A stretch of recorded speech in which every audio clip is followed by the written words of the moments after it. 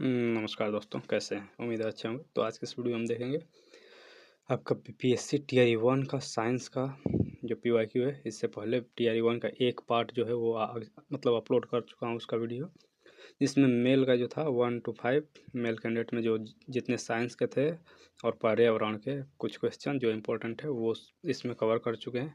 तो ये 8वां पार्ट है। इससे पहले 7 वीडियो अपलोड हो चुके हैं साइंस के। तो यदि आप नहीं देखे हैं तो पहले उसको देख लीजिएगा, क्योंकि जो चीज़ वहाँ पे डिस्कस कर दिया हूँ यहाँ पे उसको डिस्कस नहीं करूँगा। तो चलिए स्टार्ट करते हैं एक-एक करके। सबसे पहला क्वेश्चन की बात किया तो यहाँ से आप देख सकते हैं, भू स्थिर उपग्रह घूमता है। कह रहा है कि ध्रुवों के ऊपर या किसी भी ऊंचाई पर या फिर स्थिर ऊंचाई पर या फिर उस ऊंचाई पर जो द्रव्यमान पर निर्भर हो, या इनमें से कोई नहीं, या मोर देन एबव। आपसे पूछ रहा है जियो स्टेशनरी सैटेलाइट। इससे पहले ये क्वेश्चन सेम ऐसे ही थोड़ा सा बस चेंज था, वो वहाँ पे मैं बताया हूँ। तो भू स्थिर नाम से ही पता चल रहा है कि स्थिर होगा। कहाँ स्थिर होगा? पृथ्वी के ऊपर। तो पृथ्वी के ऊपर एक निश्चित ऊंचाई पर यह स्थिर कर दिया जाता है।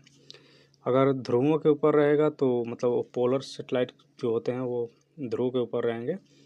ध्रुव के मतलब सापेक्ष उसको ट्रेवल कराया जाता है। स्थिर ऊंचाई पर इसका आंसर तो हो जाएगा जो भू स्थिर उपग्रह मतलब जियो स्टेशनरी। थोड़ा सा इसको डायग्राम से देख लेते हैं एक ही बार। इसका आंसर तो यही है। देखिए यहाँ देख सकते हैं, ये टीआरई 3 का जो एग्ज़ाम कैंसिल हो गया था उसमें ये क्वेश्चन पहले आ चुका है। वहाँ पे पूछा था जियो स्टेशनरी उपग्रह अनुमानतः किस ऊंचाई पर होते हैं। तो यहाँ पे सीधे ऊंचाई पूछा था। तो ऊंचाई आपको पता है कि 35,000 के आसपास, लगभग 36,000, मतलब अगर बुक में देखेंगे तो रहेगा लगभग 36,000 किलोमीटर। तो ये अगर एग्जैक्ट लगभग पूछा जाए तो 35,786 किलोमीटर या लगभग 36,000, तो उसी के आसपास यहाँ पे अनुमान तो पूछा है तो 35,000 हो गया था। अब ये स्टेशनरी क्या होते हैं? तो जो इक्वेटर के अनुदिश घूमते हैं, मतलब आपको पता है ये विषुवत रेखा है ऐसे, तो इसके मतलब जस्ट विषुवत रेखा पर ही कितने ऊंचाई पर, तो लगभग 36,000 किलोमीटर की ऊंचाई पर उसको फिक्स कर दिया जाता है। और उसका रोटेशन जो होता है वो पृथ्वी मतलब एक दिन में घूमती है तो वो भी एक दिन में एक चक्कर लगाता है। मतलब यदि आप इस बिंदु पर हैं, अगर ये सेटेलाइट यहाँ पे है तो वो हमेशा यहीं पे आपको सामने दिखेगा, वो आपको पोजीशन उसका चेंज नहीं होता है।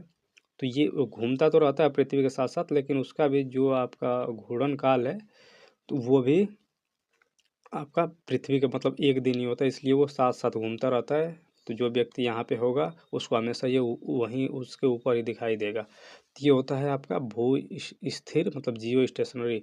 अब एक जियो सिंक्रोनस होता है। तो अगर इसके अलावा बाकी किसी भी डायरेक्शन में यदि रोटेट कर रहा है पृथ्वी के ऊपर तो उसको जियो सिंक्रोनस कहते हैं, जिसका जो आवर्तकाल अगर कहें कि कितने दिन में चक्कर लाता है तो एक दिन में चक्कर लाते हैं जियो सिंक्रोनस। वही जियो सिंक्रोनस का ही ये स्पेशल केस है, जब इक्वेटर के अनुदिश घूमेगा तो उसको कहा जाता है जियो स्टेशनरी। तो यहाँ तो वही है, वहाँ पूछा था सीधे तो आप स्थिर ऊंचाई पर था। प्रिज्म द्वारा सफ़ेद प्रकाश के परिक्षेपण में कौन सा रंग अधिकतम विचलित होता है? तो जो लोग प्रीवियस वीडियो देखेंगे तो उनका तो ये आंसर आसानी से हो जाएगा, क्योंकि ये रिपीटेड क्वेश्चन है। तो सीधे सीधे आपसे कह रहा है प्रिज्म द्वारा जो प्रक्षेपण है, यानी कि dispersion of white light. White light इससे कहा जाता है जिसमें सभी तरंगदैर्ध्य उपस्थित हों, उन्हें वाइट लाइट कहा जाता है। तो इसमें देखिए हरा, लाल, बैगनी था। आपको पता है कि प्रिज्म ऐसे अगर प्रिज्म से गुजारेंगे श्वेत प्रकाश के किरण, यहाँ पे सफ़ेद को हिंदी में श्वेत कहा जाता है। श्वेत प्रकाश के किरण जब गुजारा जाता है तो क्या होता है, ये अपने अलग अलग अवयवों में टूट जाता है, जो कि हम लोगों को 7 रंग दिखाई देता है। तो कहाँ से कहाँ तक? तो बैगनी मतलब यहाँ से वैनिया पिनाला, या फिर हिंदी में कहेंगे तो विबग्योर। विबग्योर मतलब ऐसे ऊपर वाला जो रहता है वो रेड रहता है, नीचे वाला वायलेट रहता है, बैगनी। सबसे अधिक कौन मुड़ रहा है? तो बैगनी मुड़ रहा है इसमें। वही पूछा भी है सबसे अधिक विचलित कौन होता है। यहाँ से देख सकते हैं ये स्पेक्ट्रम है, यहाँ पे वायलेट है, बैगनी और रेड। सबसे कम मुड़ता है, सबसे अधिक कौन? बैगनी। और सीरियल नंबर से यहाँ से देख सकते हैं ये श्वेत प्रकाश पुंज है जिसमें सभी तरंगदैर्ध्य उपस्थित होते हैं। मेघ गर्जन के समय निम्नलिखित में से क्या सुरक्षित है? खुली छतरी लेकर चलना, छोटे पेड़ के नीचे आश्रय लेना या खुली जगह में खड़े रहना? आपसे पूछ रहा है थंडर स्टॉर्म जब होता है, जब गर्जन होता है, जब बिजली चमकती है बारिश के समय में, तो कौन सा सुरक्षित इसमें से है?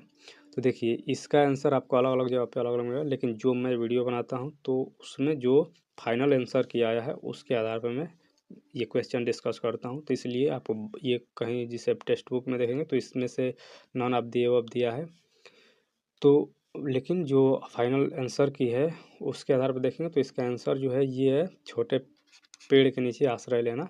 ऑप्शन बी इसका करेक्ट है। तो अब देखिए ये कहाँ से दिया गया है, तो इसको मैं दिखा देता हूँ सीधे कि ये आंसर बी कहाँ से ये दिया हुआ है। तो ये एनसीईआरटी में साफ साफ लिखा हुआ है, वहाँ से आप देख सकते हैं। पहले तो ये आप चाहें तो आप देख सकते हैं इसको, कक्षा 8 का एनसीईआरटी है, सम नेचुरल फिनोमेना। तो इस चैप्टर में इसके बारे में डिटेल में दिया हुआ है यहाँ से। चलिए इसको थोड़ा सा डिस्कस कर ही दे रहा हूँ पहले, फिर उसको बता देता हूँ कि वो कहाँ से वो लाइन दिया था। देखिए ये बादल आपको पता है ऐसे होता है, नीचे ये पृथ्वी है, पृथ्वी पर पेड़ पौधे हैं, तो जब बादल यहाँ पे ये बना हुआ है, अब इसमें क्या होता है कि जब इसमें एयर जो है, एयर करंट जो है ये ऊपर की तरफ मूव करती हैं और जो वर्षा के बूंद है वो नीचे की तरफ मूव करता है, जिसके कारण क्या होता है कि इसमें चार्ज एक्युमुलेशन होने लगता है, मतलब कि यहाँ पे चार्ज इकट्ठा होने लगते हैं।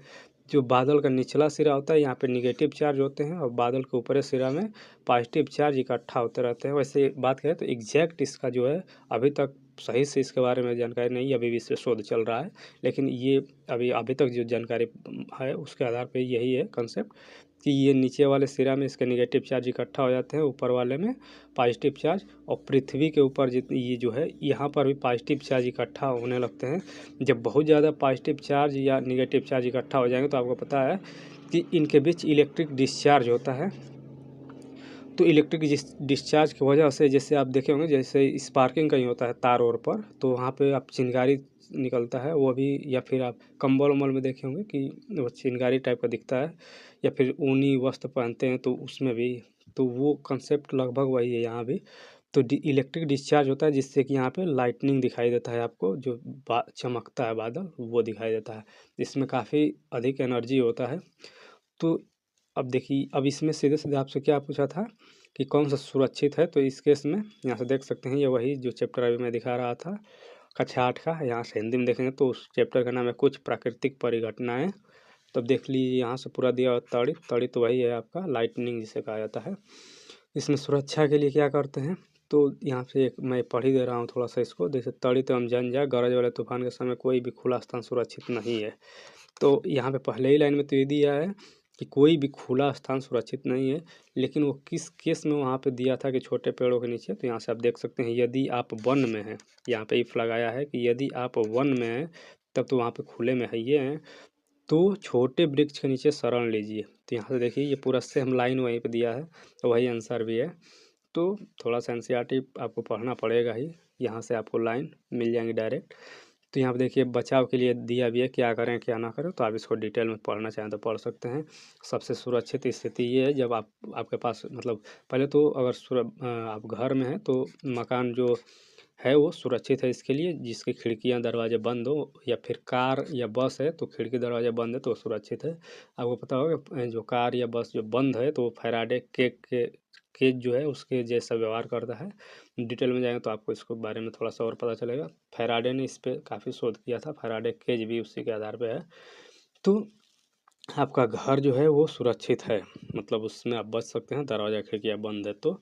अगर आप बाहर हैं मतलब खुले में ही हैं, आसपास कुछ नहीं है, तब क्या करें, लेटे नहीं, सिमट कर नीचे बैठे जैसे ये बैठे हैं, तो आप इस स्थिति में मतलब मिनिमम जो है वो खतरा रहेगा। घर के भीतर यहाँ पे देख सकते हैं मोबाइल फ़ोन, बिना डोरी वाले फ़ोन सुरक्षित है, मतलब इसको यूज कर सकते हैं। बहुत लोग क्या कहते हैं मोबाइल फ़ोन नहीं यूज करना चाहिए, लेकिन जिसमें तार लगा हो जैसे टेलीफोन उसको यूज नहीं करना चाहिए, मतलब जो तार है उसको डायरेक्ट आ सकता है उसमें। और क्या क्या करना चाहिए, बहते हुए जल में स्नान नहीं करना चाहिए, मतलब बारिश में स्नान नहीं करना चाहिए, सीधे सीधे इसका मतलब है। कंप्यूटर टीवी प्लगों को सॉकेट से बाहर निकाल देना चाहिए। बल्ब ट्यूबलाइट जला सकते हैं। तो ये कुछ चीज़ें हैं इसके बारे में। चलिए नेक्स्ट क्वेश्चन आपका है स्वतंत्र रूप से पृथ्वी की ओर गिरते हुए निकाय की कुल ऊर्जा। तो यहाँ पे कुल ऊर्जा पूछा है, टोटल एनर्जी। तो आपको पता है टोटल एनर्जी जो है हमेशा कांस्टेंट ही रहता है, ये ना घटता है ना बढ़ता है, एक एनर्जी बढ़ेगा तो दूसरा घटेगा। आपको पता है कई कंपोनेंट होते हैं। जब ऊपर से पृथ्वी से कोई वस्तु मान लीजिए कि नीचे की तरफ गिर रहा है तो इसमें क्या क्या होगा, तो इसमें पोटेंशियल एनर्जी होगा और काइनेटिक एनर्जी होगा। Kinetic energy plus potential energy. तो अब जो ये एक बढ़ेगा, देखिए ऊपर रहेगा तो सबसे अधिक पोटेंशियल एनर्जी रहेगा, काइनेटिक एनर्जी जीरो रहेगा जब ऊपर स्थिर रहेगा। तो नीचे आएगा तो जैसे जैसे तो पोटेंशियल एनर्जी कम होता जाएगा और काइनेटिक एनर्जी बढ़ता जाएगा, मतलब गतिज ऊर्जा बढ़ता जाएगा और स्थितिज ऊर्जा कम होता जाएगा नीचे आने पर। लेकिन टोटल एनर्जी हमेशा क्या होगा, टोटल एनर्जी हमेशा कांस्टेंट ही रहेगा, काइनेटिक प्लस पोटेंशियल हमेशा कांस्टेंट रहेगा। तो ये स्थिर रहता है, इसका आंसर तो यही हो जाएगा। नेत्रदान में दाता की आंख के किस हिस्से को प्रतिरोपित किया जाता है, तो इसमें ये पूछ रहा है कि जब आप नेत्रदान करते हैं तो उसमें कौन सा हिस्सा जो है वो दूसरे को डोनेट किया जाता है, तो मतलब ट्रांसप्लांट जो है किस हिस्से का किया जाता है नेत्र में। तो आपको पता है कि ये लेंस है या फिर कार्निया है या फिर पूरी आँख का जो है वो जो प्रत्यारोपण किया जाता है, मतलब ट्रांसप्लांट किसका किया जाता है। तो जो नेत्रदान में है वो कार्निया का ट्रांसप्लांट किया जाता है। कार्निया आपको पता है कि आँख के जो सामने वाला आपका भाग दिख रहा है, जैसे जो आप अब पलक खोलेंगे तो जो सामने से जो दिख रहा है आपका सफ़ेद और बीच में ब्लैक जो भी है, तो ऊपर वाला जो पार्ट है वही कार्निया होता है। डायग्राम से देखना चाहें तो यहाँ से देख लीजिए, ये आपका बाहर वाला भाग है, इतना तो ये सब अंदर मतलब रहेगा, ये तो दिखता नहीं है। यहाँ से पलक ऐसे रहता है ऊपर नीचे दोनों साइड से। तो ये वाला हिस्सा जो यहाँ से लेके यहाँ तक है इसी को कहा जाता है सबसे बाहरी, ये ट्रांसपेरेंट होता है, मतलब आर पार इसमें से प्रकाश जा सकता है, इसी को कहा जाता है आपका कार्निया। और जब ट्रांसप्लांट होता है तो ये कार्निया का ही ट्रांसप्लांट होता है, जो कि ये बाहरी भाग है किसका, तो यहाँ से देख सकते हैं सबसे बाहरी कठोर भाग होता है उसी का ये भाग है, जो कि सामने से होता है। तो सामने वाला क्या है, पारदर्शी होता है, यहाँ से प्रकाश एंट्री करता है आँख के अंदर।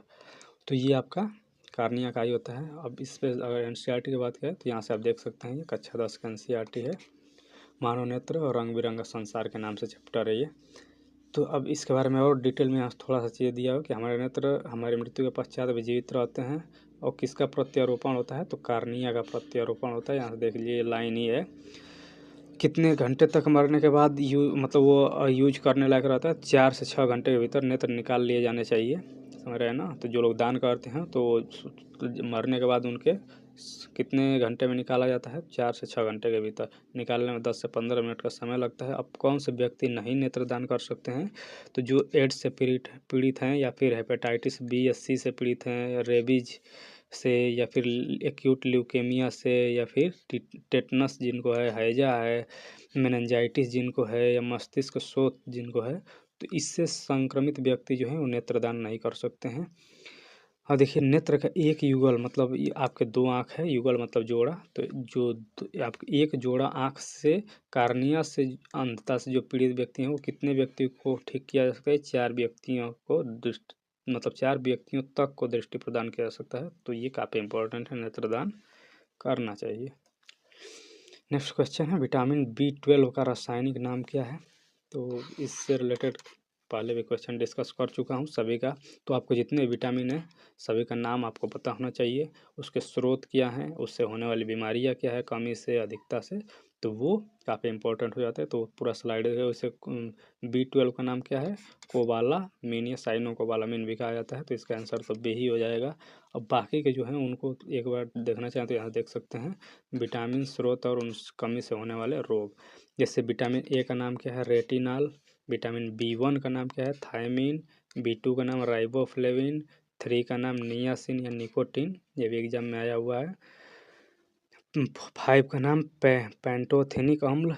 6 का नाम मतलब B6 का पायरिडॉक्सिन। B7 का नाम बायोटीन। B9 का नाम फोलिक अम्ल। अब इनसे होने वाला रोग इधर देख सकते हैं, उसको डिटेल में देख लीजिए, स्क्रीनशॉट लेकर रख लीजिए। B12 जो अभी पूछा हुआ है ये साइनोकोबालामिन या फिर कोबालामिन भी कह सकते हैं। इससे होने वाला रोग कौन से, एनीमिया, कहाँ पाया जाता है, तो यहाँ से आप देख सकते हैं ये मछली, मांस, अंडा, आंत्र के जीवाणु। सी का क्या नाम है, स्कार्बिक अम्ल। विटामिन सी आपको पता है खट्टा होता है, तो ये अम्ल है। अम्ल खट्टे होते हैं। इससे होने वाला रोग कौन है कमी से? स्कर्वी रोग। विटामिन डी काफ़ी इंपॉर्टेंट है। कैल्सीफेरॉल इसका नाम है। सूखा रोग होता है, मतलब इसको रिकेट्स कहा जाता है। या ऑस्टियोमेलेसिया, अस्थि मतलब हड्डी होता है, तो हड्डी से संबंधित, मतलब हड्डियाँ कमज़ोर हो जाती हैं। कहाँ से मिलता है? सूर्य का प्रकाश में ये विटामिन डी आपको पता है मिलता है, इसलिए कहा जाता है कि आप कुछ देर तक ज़रूर सूर्य के प्रकाश में रहिए।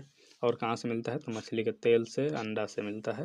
विटामिन ई का नाम क्या है? टोकोफेरॉल। इसकी कमी से जनन क्षमता में कमी आ जाती है। विटामिन के का क्या नाम है? नैप्थोक्विनोन। इसका चोट लगने पर रक्त थक्का न जमना, मतलब कमी हो जाएगा तो रक्त का थक्का नहीं जमेगा।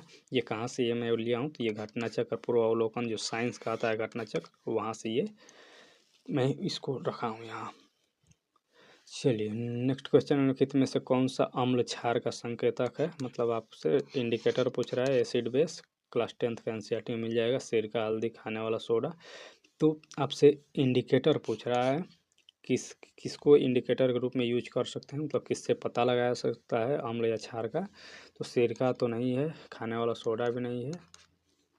हल्दी का यूज किया जा सकता है, ये नेचुरल इंडिकेटर में आता है हल्दी। आपको पता है कि यदि आपके हाथ पे हल्दी लगा है और क्षार के साथ ये संपर्क कर लेते हैं, जैसे क्षार मान लीजिए चूना लगा लेते हैं, तो आपका जो है हाथ कैसा हो जाए? तो हाथ आपका हल्का सा लाल, भूरा लाल टाइप का हो जाएगा क्षारीय माध्यम में। या फिर आप हल्दी लगाए हैं और कपड़ा धोने चले गए साबुन या सर्फ से, तो भी चूँकि जो सोडा होता है वो क्या होता है, या साबुन क्षारीय होता है, तो इसके क्षार के साथ जो है ये हल्दी जो है वो कैसा हो जाता है? तो हल्का लाल हो जाता है, मतलब लाल और भूरा टाइप का हो जाता है, कथई जिसे कह सकते हैं उस टाइप का। तो इसको यूज कर सकते हैं इंडिकेटर के रूप में।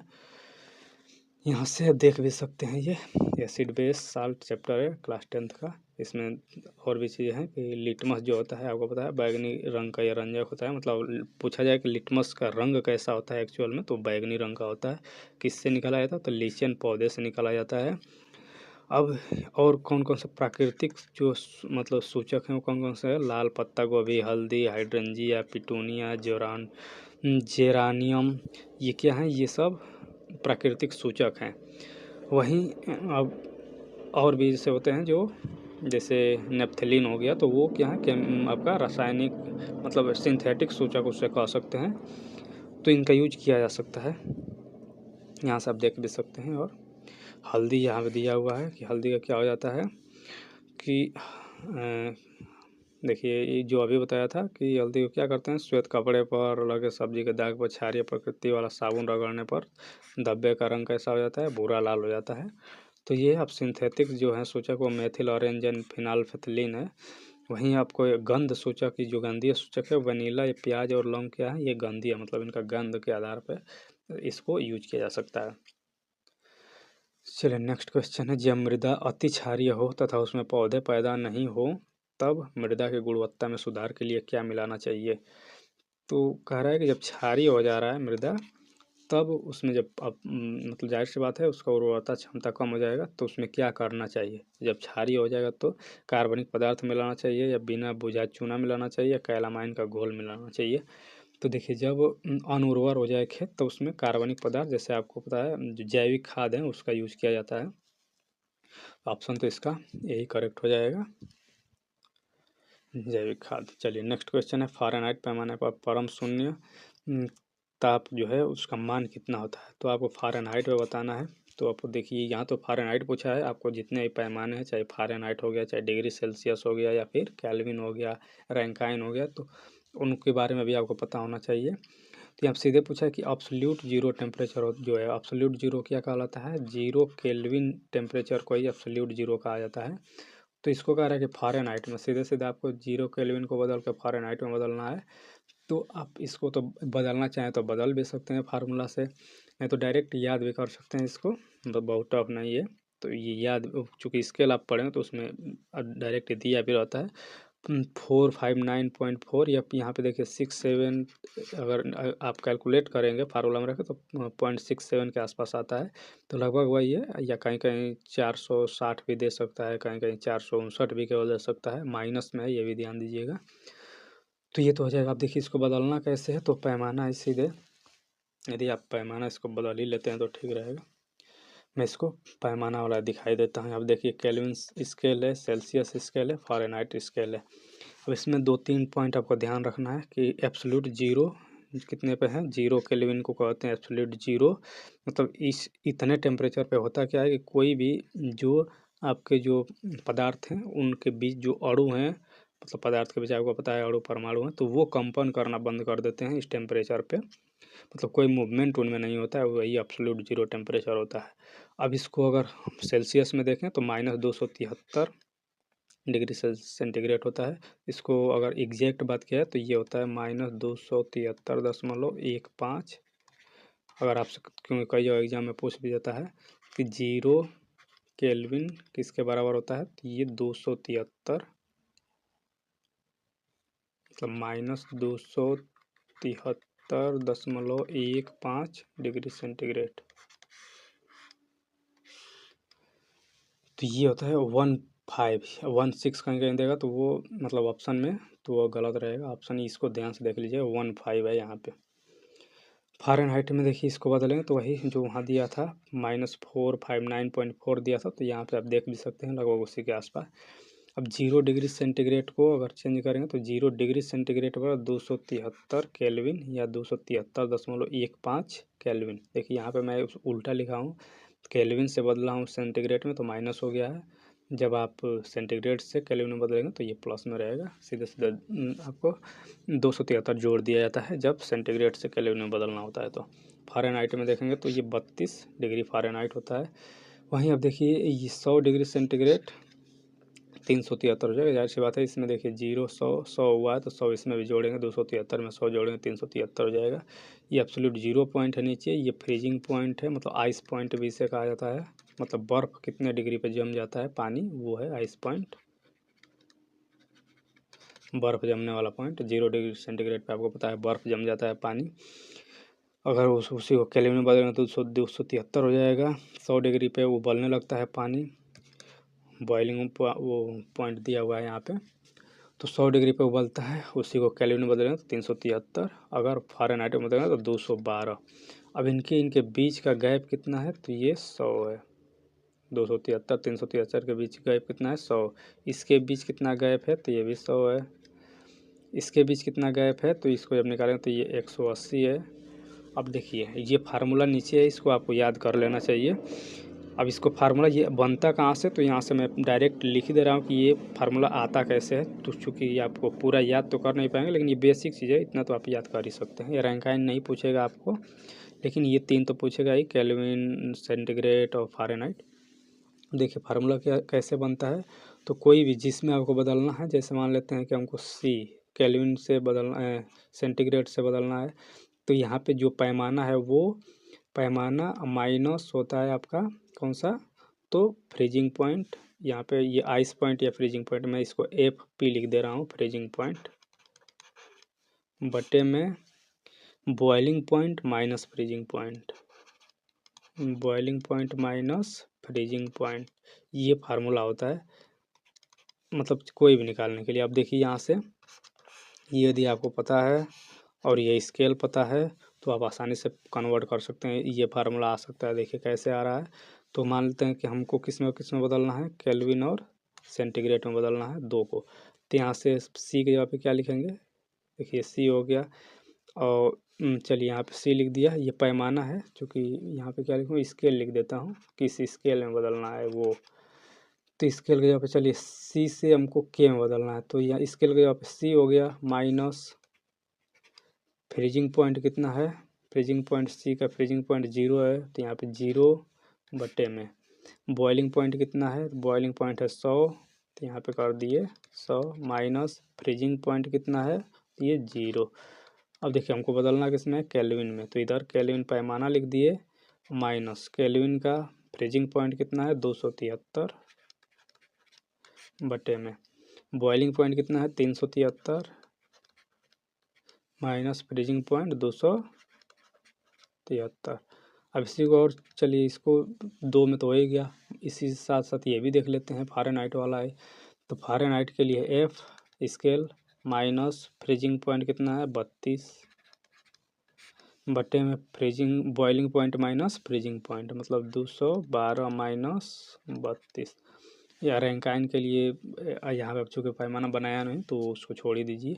ये 3 तो आपको याद रहना चाहिए। अब देखिए इसको सॉल्व करेंगे तो वही होगा, C माइनस 0 करेंगे तो C बटे में 100 बराबर K माइनस 273 बटे में इसको घटाएंगे तो कितना आएगा 100 बराबर F माइनस 32 बटे में इसको जब घटाएंगे तो आएगा 180। तो ये यही है जो अभी मैं नीचे ये लिखा हूँ।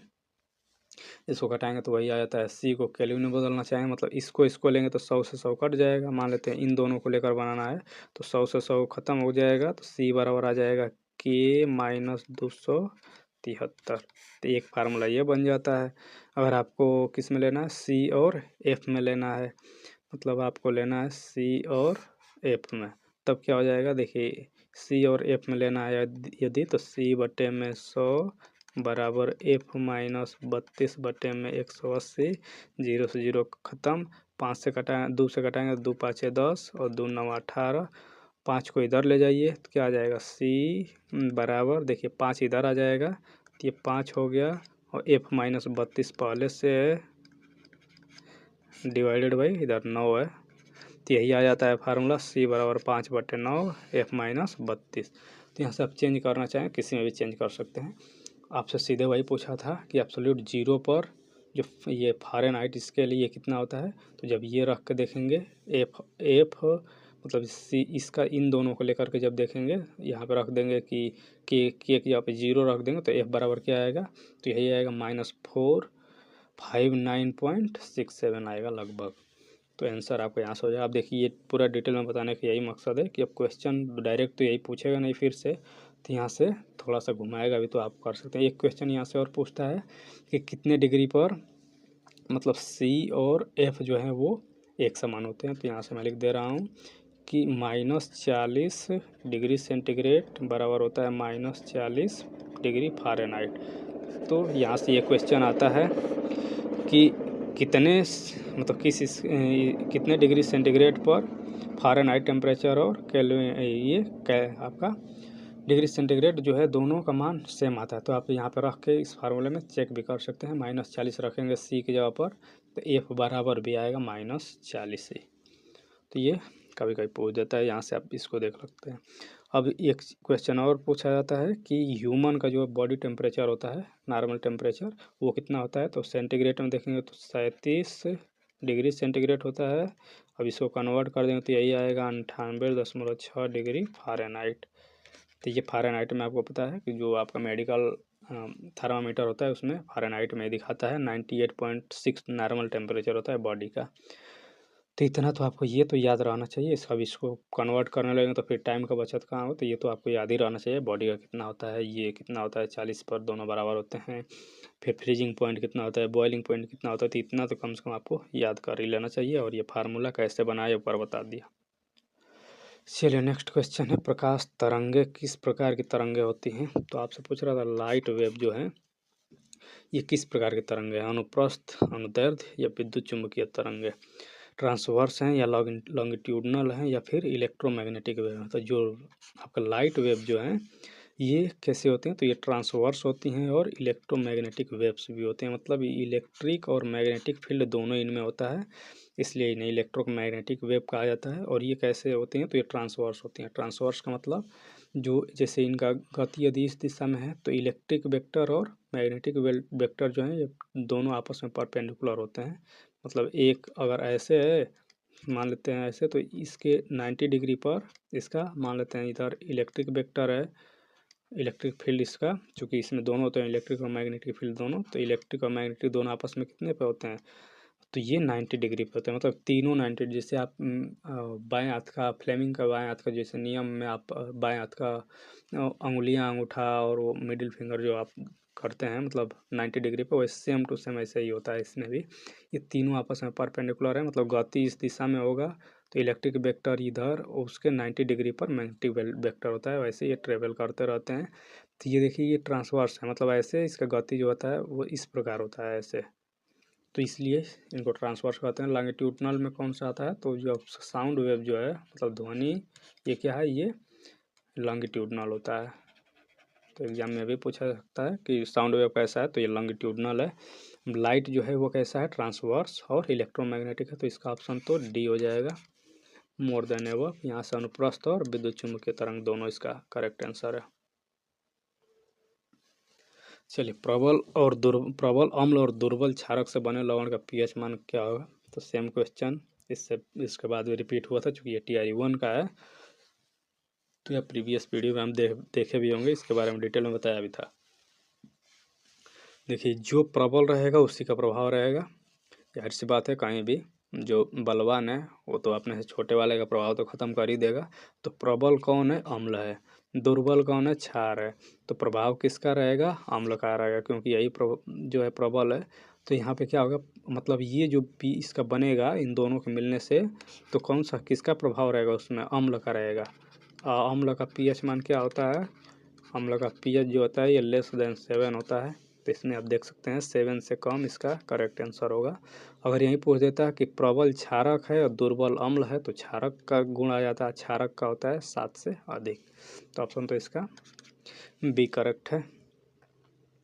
1 गीगाबाइट किसके बराबर होता है। तो ये कंप्यूटर, चूँकि कंप्यूटर और फिजिक्स दोनों लगभग सेम ही है, मतलब दोनों का कुछ चैप्टर जो है कॉमन है। तो यहाँ से आपसे GB पूछा है कि 1 GB कितने के बराबर इसमें से है, 1024 KB के या फिर 1024 MB के, 1024 GB के।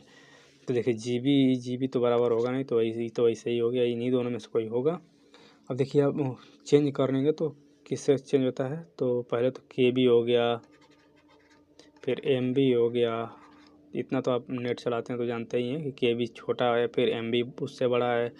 मतलब किलोबाइट, मेगाबाइट, फिर मेगा के बाद गीगा आता है, KB, MB, GB, तो ऐसे चलता है। इसके नीचे फिर टेराबाइट आ जाता है, फिर इसके नीचे जाएंगे तो आपको पेटाबाइट आ जाएगा, फिर एक्साबाइट आ जाएगा। तो ऐसे आता है पेटा, एक्सा, जेटा और जेटा बाइट आ जाता है। तो ऐसे मतलब बहुत अभी और भी नीचे तक होते हैं। जेटा के बाद योटा आता है, फिर ब्रोंटो आता है, फिर जियोप आता है। तो इतना हम लोग नीचे ही है ना, बेसिक यही है KB, MB, GB। अब कितना कितना तक होता है, तो इनके जो है देखिए, अब ये कंप्यूटर का आपको पता है, कंप्यूटर दो ही चीज़ को जानता है, 0 और 1 को, मतलब बाइनरी डिजिट इससे कहा जाता है बिट। बिट का भी फुल फॉर्म होता है बाइनरी डिजिट, इसी से मिलकर बना है ये, बाइनरी प्लस डिजिट को मिला के ही बिट बना है। तो यहाँ से देख सकते हैं बाइनरी का BI और इधर से T, बाइनरी डिजिट हो जाता है 0 1। तो ये दो ही चीज़ को जानता है। तो ये जितने भी कैलकुलेशन इसमें होते हैं 2 के पावर में ही होते हैं। तो ये जो है होता है, ये 1024 आता कहाँ से है, तो 2 के पावर 10 को जब आप सॉल्व करेंगे तो यही 1024 आता है। इसीलिए आपको यहाँ पे 1024 देखने को मिलता है, 2 के पावर में चलता है यहाँ पे, चूँकि यहाँ दो ही चीज़ को ही जानता है ये कंप्यूटर, 0 और 1 को। अब यहाँ से वही चेंज करेंगे तो सब में देखिए, जैसे वहाँ पे आप जानते हैं किलो, मेगा, गीगा, टेरा, आप वैसे भी जानते हैं स्केल वाले। तो सेम वही है कि किलो बाइट, मेगा बाइट, मतलब कि 3 3, या इसको ऐसे कह सकते हैं कि इसको इसमें करेंगे 10 पे घात 10, फिर अगर वो 10 पे घात 20 होगा, फिर 10 पे घात 30 होगा, 10 पे घात 40 होगा, तो ऐसे चेंज होता है ये। तो इसको कन्वर्ट करने के लिए देखिए, अब यहाँ से GB है, 1024 दिया, तो जाहिर सी बात है इसके पीछे वाला कोई होगा, इससे छोटा होगा। तो GB से छोटा कौन है, GB से छोटा है MB। तो ये देखिए 1 GB को जब कन्वर्ट करेंगे तो ये कितना आएगा, 1 GB बराबर होता है 2 के पावर 10 MB। अब इसी को कन्वर्ट कर, जब इसको सॉल्व करें तो आता है 1024 MB। तो ये 1 GB है, कन्वर्ट कर सकते हैं, मतलब एक जैसे जैसे नीचे आएगा 10 टू द पावर कितना होता है 10, फिर 10 2 पे घात 20, 2 पे घात 30, 2 पे घात 40, ऐसे बढ़ता जाता है। तो ये कन्वर्ट कर सकते हैं, बाइनरी डिजिट है। आप कभी कभी ये भी क्वेश्चन पूछता है कि 1 बाइट किसके बराबर होता है, 1 बाइट होता है 8 बिट के बराबर। 8 बिट को मिलाकर कितना बनता है, 1 बाइट बनता है। अब बाइट से फिर किलो होगा, मतलब वही आपका 1024 अगर 1 किलोबाइट को बाइट में बदलना है तो 1024 बाइट हो जाएगा। तो ऐसे सिंपल ये इसका कंसेप्ट है। एक निबल इसी में होता है, तो 4 बिट को मिला के एक निबल बनता है। 4 बिट को मिला देंगे तो एक निबल बनता है। निबल, क्योंकि ये कंप्यूटर का पार्ट हो जाएगा तो उतना डिटेल में जाते हैं। आपको ये कंसेप्ट केवल पता होना चाहिए कि 2 के पावर में होता है। तो छोटा बड़ा यहाँ सीरियल नंबर से आप जानते हैं, किलो, मेगा, गीगा, टेरा, तो ये कन्वर्ट कर सकते हैं।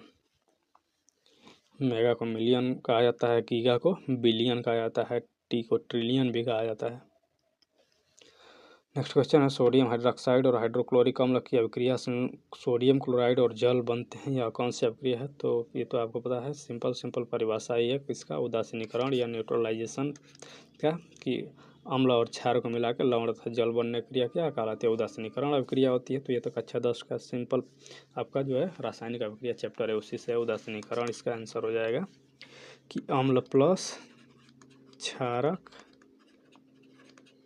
मिलकर लवण तथा जल, ऐसी प्रक्रिया को कहा जाता है उदासीनीकरण। चलिए नेक्स्ट क्वेश्चन है, ऊर्जा उत्पादन के लिए कोशिका प्रायः किसका उपयोग करती है? तो ये भी अभी तक तो आप देख ही चुके होंगे कि ऊर्जा किस में उत्पादन होता है। तो ऊर्जा उत्पादन होता है आपका श्वसन में। श्वसन की क्रिया जब होती है तो उसमें क्या होता है? ऊर्जा उत्पादन होता है। तो वही पूछ रहा है कि कोशिका किसका उपयोग करती है। तो श्वसन प्रक्रिया में आपको पता है ग्लूकोज होता है, ग्लूकोज का ही किस में बदलता है? अलग अलग प्रोसेस, जैसे अब कुछ ऑक्सी श्वसन होते हैं, अनऑक्सी होते हैं, कोशिका के भीतर होता है। तो उसके बाद लास्ट में ऊर्जा ही बनता है। आप डिटेल में देखे भी हैं पिछले वीडियोज में। तो ग्लूकोज का यूज करते हैं। यहाँ से आप थोड़ा सा इसको देख भी लीजिए। देखिए ये है ग्लूकोज, श्वसन की ये है। ऑक्सीजन की उपस्थिति में, ऑक्सीजन की अनुपस्थिति में होता अनऑक्सी श्वसन कहते हैं। ये किस में होता है? ये ईस्ट में होता है। कौन कौन सा प्रोडक्ट बनता है? एथेनॉल बनता है, कार्बन डाइऑक्साइड बनता है और ऊर्जा मुक्त होती है। वहीं ऑक्सीजन के अभाव में कहाँ होता है? हमारी पेशीय कोशिका में, कोशिका में भी अनऑक्सी श्वसन होता है। तो इसमें क्या बनता है? लैक्टिक अम्ल बनता है। ज़्यादा जब जमा होने लगता है तो वहाँ पर दर्द होने लगता है और ऊर्जा मुक्त होता है। वहीं जो हम लोग माइटोकॉन्ड्रिया में होता है, जो सांस लेते हैं, तो इसमें क्या होता है? यही ग्लूकोज है, जो कि ऑक्सी श्वसन, मतलब ऑक्सीजन की उपस्थिति में जब हम लोग श्वसन क्रिया करते हैं तो उसमें कार्बन डाइऑक्साइड बनता है, जल बनता है और ऊर्जा मुक्त होती है। तो यही सीधे पूछा था कि किसके में ऊर्जा मुक्त होती है, तो उसमें क्या यूज करते हैं? तो ग्लूकोज ही यूज किया जाता है। ये कक्षा 10 का NCERT है, चैप्टर का नाम है जैव प्रक्रम।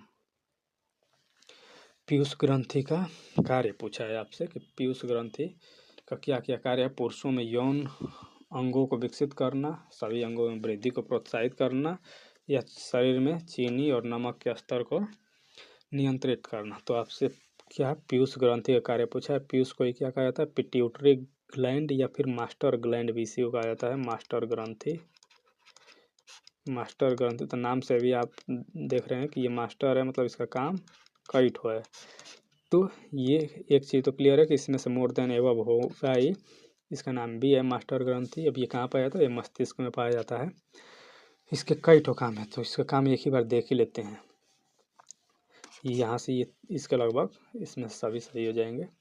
मतलब ये 2 तो एग्जैक्ट सही है, तीसरा वाला में थोड़ा सा मुझे डाउट है, लेकिन 2 तो सही है, तो फिर तीसरा तो ये मोर देन एबव तो होगा ही। चलिए इसके बारे में थोड़ा सा डिटेल में देख लेते हैं। यहाँ पे मैं जो नोट्स शेयर किया हूँ टेलीग्राम पर, उसमें इसके बारे में देखिए पूरा डिटेल में लिखा हुआ है। पिट्यूटरी, पीयूष ग्रंथि, इसी को क्या कहा जाता है? हाइपोफिसिस सेरेब्री भी कहा जाता है, या मास्टर ग्रंथि भी क्या कहा जाता है। इसके 2 पार्ट होते हैं, एक तो पक्ष पिट्यूटरी होता है जिसको न्यूरो हाइपोफाइसिस कहते हैं, और दूसरा होता है अग्र पिट्यूटरी या एडिनो हाइपोफाइसिस कहते हैं। अब पक्ष पिट्यूटरी में, चूँकि ये आपसे इतना डिटेल में नहीं पूछेगा, लेकिन आपको यहाँ से ये देख सकते हैं कि क्या कौन कौन सा हार्मोन्स निकलता है इस पीयूष या पिट्यूटरी ग्रंथि से। तो देख सकते हैं कि वाइसोप्रेसिन निकलता है हार्मोन्स, जिसको ADH कहा जाता है, एंटी ड्यूरेटिक हार्मोन, या मूत्रल रोधी से कहते हैं। इस जो आपका डिहाइड्रेशन जब होने लगता है, मतलब पानी की कमी को ये रोकता है। ऑक्सीटोसिन हार्मोन्स ये किस में पाया जाता है? मादा में। तो देखिए यहाँ पे आपको कई ठो चीज़ें इसमें मिलेंगी, अब थोड़ा सा ध्यान से पढ़ेंगे तो ऑक्सीटोसिन हार्मोन्स भी किसके द्वारा, देखिए इसमें इसको चूंकि मास्टर ग्रंथि जो है ये पिट्यूटरी ग्रंथि ये इन सब पे कंट्रोल करता है, उसको नियंत्रित करने का काम इसी का है। ये स्राव तो किसी दूसरे से होते हैं लेकिन इसको नियंत्रित करने का काम किसका है? पिट्यूटरी ग्रंथि का ही है। हम देख सकते हैं ऑक्सीटोसिन का काम क्या है? वात्सल्य, भोग विलास के भावना को प्रेरित करना, प्रसव के समय गर्भाशय पेशियों का संकुचन और दुग्ध के स्राव को प्रेरित करना। तो ये इस पे नियंत्रण कौन करता है? तो यही मास्टर या पिट्यूटरी या पीयूष ग्रंथि। इसमें और कौन कौन से है? तो वृद्धि हार्मोन अधिकता, इसके वृद्धि हार्मोन की अधिकता से क्या हो जाएगा? भीम का आइटम मतलब गिगेंटिज्म हो जाएगा, कमी से बौनापन हो जाएगा। इसी से और कौन सा निकलता है? प्रोलैक्टिन हार्मोन या फिर ल्यूटियोट्रोपिक हार्मोन, जन्म के बाद दुग्ध के स्रावण को प्रेरित करना इसका काम है। ल्यूटिनाइजिंग हार्मोन इसका काम देखिए ल्यूटिनाइजिंग, और यहाँ से आप पुटिका प्रेरक हार्मोन यानी कि आपका फॉलिकल स्टिमुलेटिंग हार्मोन जो इन दोनों का काम क्या है? एस्ट्रोजन जो कि कौन सा ये फीमेल हार्मोन है का श्रावण का नियंत्रण करना एवं पुरुषों में एंड्रोजन का नियंत्रण करना। तो कुल मिला के ये क्या है? ये सेक्स हार्मोन्स हैं जो कि एस्ट्रोजन और एंड्रोजन है, इनका नियंत्रण। तो वहाँ पे आप ऑप्शन में दिया भी था कौन सा? सेक्स हार्मोन दिया था। देखिए यहाँ पे मतलब वही यौन अंगों को विकसित करना, इसमें नियंत्रण करना, सभी अंगों को वृद्धि में प्रोत्साहित करना। तो हम देख सकते हैं इसके सभी काम ये इसके द्वारा कंट्रोल किया जाता है पीयूष ग्रंथि के द्वारा। और क्या होगा इधर से और भी देख सकते हैं कि मेलेनोसाइट प्रेरक हार्मोन का भी ये कंट्रोल करता है, त्वचा का रंग जिस पर निर्भर करता है। अगर किताब देखना चाहें तो यहाँ से देख सकते हैं, क्लास 11th का NCERT है, chemical coordination and integration chapter का नाम है। यहाँ से देख सकते हैं पीयूष ग्रंथि दिया हुआ है, ये सब अपने से मैं लिखा हूँ जब नोट्स में, क्योंकि मैं बुक जब पढ़ता हूँ PDF तो उसी में सब ये लिखता रहता हूँ। तो यहाँ से आप देख सकते हैं जो भी चीज़ें अभी बताया हूँ वो ये वही सब यहाँ पर भी दी हुई है, आप इसकी स्क्रीनशॉट लेकर या पॉज करके देख सकते हैं। चलिए नेक्स्ट क्वेश्चन है, मस्तिष्क के कौन से भाग रक्तचाप को नियंत्रित करते हैं? रक्तचाप मतलब ब्लड प्रेशर जो है BP, उसको नियंत्रण किसके द्वारा किया जाता है? तो ये भी क्वेश्चन रिपीटेड है। तो किसके द्वारा नियंत्रित किया जाता है? पोन्स, मेडुला और सेरिबेलम। तो ये आपको पता है कि ये जो काफ़ी इंपॉर्टेंट पक्ष मस्तिष्क के भाग हैं पोन्स, मेडुला और सेरिबेलम, इन्हीं के द्वारा क्या नियंत्रित किया जाता है? रक्तचाप। डिटेल में थोड़ा सा इसको देख लीजिए यहाँ से, वही नोट्स में ये भी है। अगर मस्तिष्क के 3 भाग हैं, अग्र मस्तिष्क, मध्य मस्तिष्क और पक्ष मस्तिष्क। अग्र मस्तिष्क में ऐच्छिक क्रिया होती है, स्मरण क्षमता मतलब जो चीज़ आप चाह के करते हैं उसको ऐच्छिक क्रिया कहते हैं। तो ये सब किसमें होते हैं? अग्र मस्तिष्क में। इसमें सबसे बड़ा भाग जो है वो सेरिब्रम है। देखिए सेरिब्रम और सेरिबेलम दोनों अलग अलग हैं। यहाँ पे देखिए ये सेरिबेलम है जिसको अनुमस्तिष्क कहते हैं, और ये सेरिब्रम है जिसको प्रमस्तिष्क कहते हैं। यह अग्र मस्तिष्क का भाग है, सबसे बड़ा भाग यही है। इसमें क्या क्या काम होता है? सोचना, तर्क, याद करना, आँख कान नाक से संबंधित जो ऐच्छिक क्रिया है वो सेरिब्रम के द्वारा किए जाते हैं। थैलेमस होता है, ये ताप का पता लगाता है। देखिए पता लगाना इसका काम है, नियंत्रण करना का किसका काम है? हाइपोथैलेमस का काम है। हाइपोथैलेमस का और क्या काम है? भूख, प्यास, प्यार, घृणा, परितृप्ति, ताप का नियंत्रण। तो ये कोई एग्जाम में पूछा जाता है। या अंतःस्रावी ग्रंथियों में हार्मोन का नियंत्रण, ये हाइपोथैलेमस का काम है।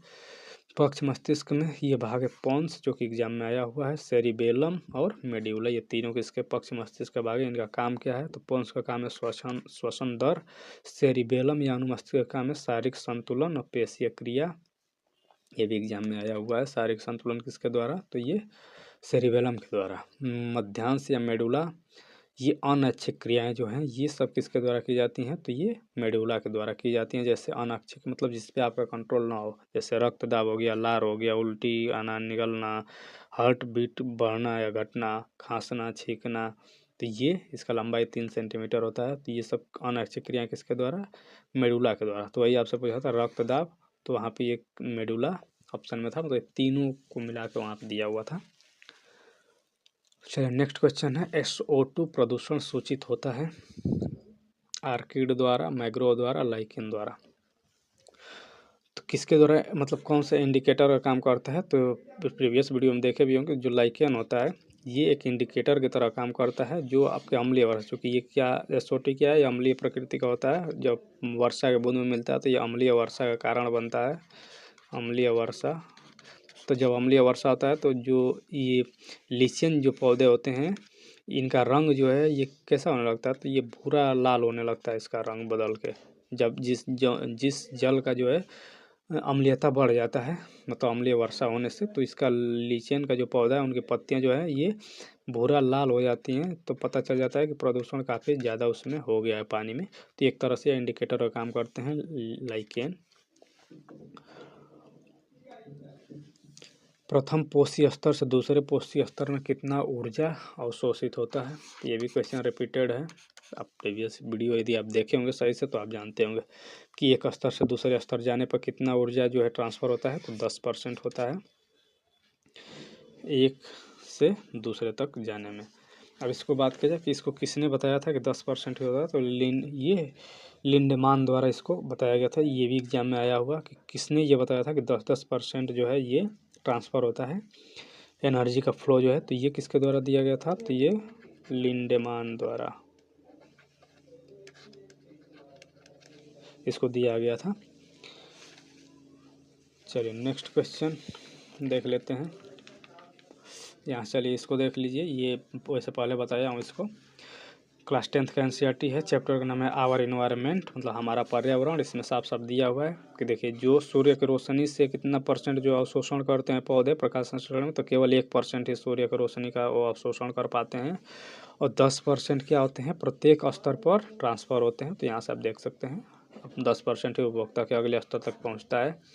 तो ये पूरा दिया हुआ है उत्पादक उपभोक्ता, तो यहाँ से इसमें जाएगा 10%, इसके ऊपर 10%, ऐसे 10% जाता रहता है। निम्नलिखित में से कौन सा द्वितीयक प्रदूषक है, पैन, SO2 या फिर ओजोन। तो आपसे द्वितीयक प्रदूषण पूछा है, प्राथमिक और द्वितीयक क्या होते हैं, तो प्राथमिक प्रदूषण वो होते हैं जो डायरेक्ट किसी सोर्स से निकलते हैं। जैसे आप आग जला रहे हैं, गाड़ी चला रहे हैं, तो उससे धुआं निकल रहा है, तो जो प्रदूषण निकलेगा वो प्राथमिक हो गया। फिर उनका रिएक्शन या कुछ कन्वर्ट हो जाएंगे, मॉडिफाइड हो जाएंगे जो प्राथमिक प्रदूषक, तो उसके बाद जो बनते हैं उसको द्वितीयक प्रदूषक कहा जाता है। तो इसमें आपसे पूछ रहा है कौन सा द्वितीयक प्रदूषक है, पैन हो गया, SO2 हो गया या फिर ओजोन हो गया। तो इसमें तो इसका ऑप्शन हो जाएगा मोर देन एबव, क्योंकि पैन भी है द्वितीयक और ओजोन भी है द्वितीयक, जबकि SO2 क्या है, ये प्राइमरी है, मतलब ये प्राथमिक है। इसको ऐसे लिख देता हूँ, प्राइमरी पॉल्यूटेंट है। और ये दोनों जो हैं ये पैन और ओजोन जो है ये द्वितीयक है। पैन क्या है, यहाँ देख सकते हैं पराक्सी एसिटिल नाइट्रेट, इसका फुल फॉर्म है। ये क्वेश्चन ऑलरेडी TRE 3 का है, जो एग्ज़ाम कैंसिल हो गया था, उसी में ये फिर से देखिए पूछा गया था। अब थोड़ा सा क्वेश्चन बस चेंज है, क्योंकि में से कौन सा द्वितीयक प्रदूषक है, यहाँ पर भी वही पूछा था सेकेंडरी पॉल्यूटेंट, और ऑप्शन में दिया था CO2, HF और CO। यहाँ पे भी मैं इसको डिस्कस किया था, थोड़ा सा और दिखाई देता हूँ। यहाँ से देख सकते हैं एक बार और, प्राइमरी पॉल्यूटेंट क्या हैं, जो डायरेक्ट निकल रहे हैं, जैसे धुआं से निकल रहा है या फिर इधर ज्वालामुखी से निकल रहा है या फिर फैक्ट्रियों से निकल रहा है, तो ये प्राइमरी है, मतलब प्राथमिक है। जैसे SO2 हो गया, कार्बन मोनोऑक्साइड हो गया, NO हो गया, CO2 हो गया, NO2 हो गया, मोस्ट हाइड्रोकार्बन्स हो गए, सस्पेंडेड पार्टिकल्स हो गए, ये सब प्राइमरी पॉल्यूटेंट हैं। और इनसे मिलके ये जो बन रहे हैं, जैसे आपके SO3 हो गया, HNO3 हो गया, H2O2 हो गया, O3 वही ओजोन, और H2SO4 मतलब सल्फ्यूरिक अम्ल हो गया, पैन हो गया, साल्ट हो गए, SO4 2 माइनस, Na3 माइनस मतलब नाइट्रेट्स जो हैं। तो ये क्या है, ये दिया है कि मस्ट नाइट्रेट्स और सल्फेट के जो साल्ट हैं वो सब क्या हैं, ये सेकेंडरी पॉल्यूटेंट में। तो वहाँ से आप दिया भी था पैन और ओजोन, ये दोनों देखिए यहाँ से दिया हुआ। तो ये काफ़ी इंपॉर्टेंट स्लाइड है, चाहे तो स्क्रीनशॉट लेकर रख सकते हैं। नेक्स्ट क्वेश्चन है, प्राकृतिक तंत्र में ऊर्जा प्रवाह का 10% नियम दिया था। अभी देखिए ऊपर मैं बताया हूँ किसके द्वारा दिया गया था, लिंडमैन के द्वारा दिया गया था। 10% एक स्तर से दूसरे स्तर में ट्रांसफ़र होता है।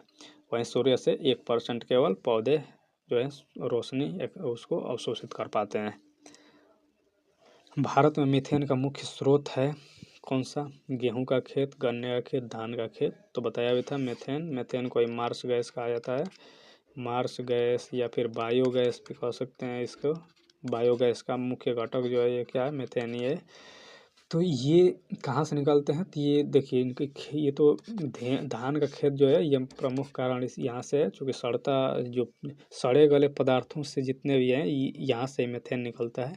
जैसे कहीं पानी का जमा हो गया, वहाँ पे कुछ पत्तियाँ हैं, पौधे हैं, सड़ रहे हैं, तो उसमें जो गंध निकलता है मीथेन का ही होता है। नाला वाला से जो गंध निकलता है उसमें मीथेन का ही मतलब मात्रा ज़्यादा होता है बायोगैस में। तो ये जो धान के खेत से काफ़ी निकलते हैं काफ़ी मात्रा में, चूँकि मीथेन क्या है, एक तरह से ये जब ऊपर जाता है तो फिर ग्रीन हाउस इफेक्ट जो है इसके द्वारा क्या होता है, जो आपका हरितगृह प्रभाव गैस, ये हरितगृह गैस भी ये है जिससे टेम्परेचर, वायुमंडल का टेम्परेचर बढ़ता जा रहा है। तो ये धान के खेत से निकलता है भारत में सबसे अधिक।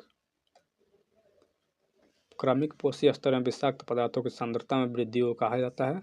मतलब इसका ये क्वेश्चन रिपीटेड है।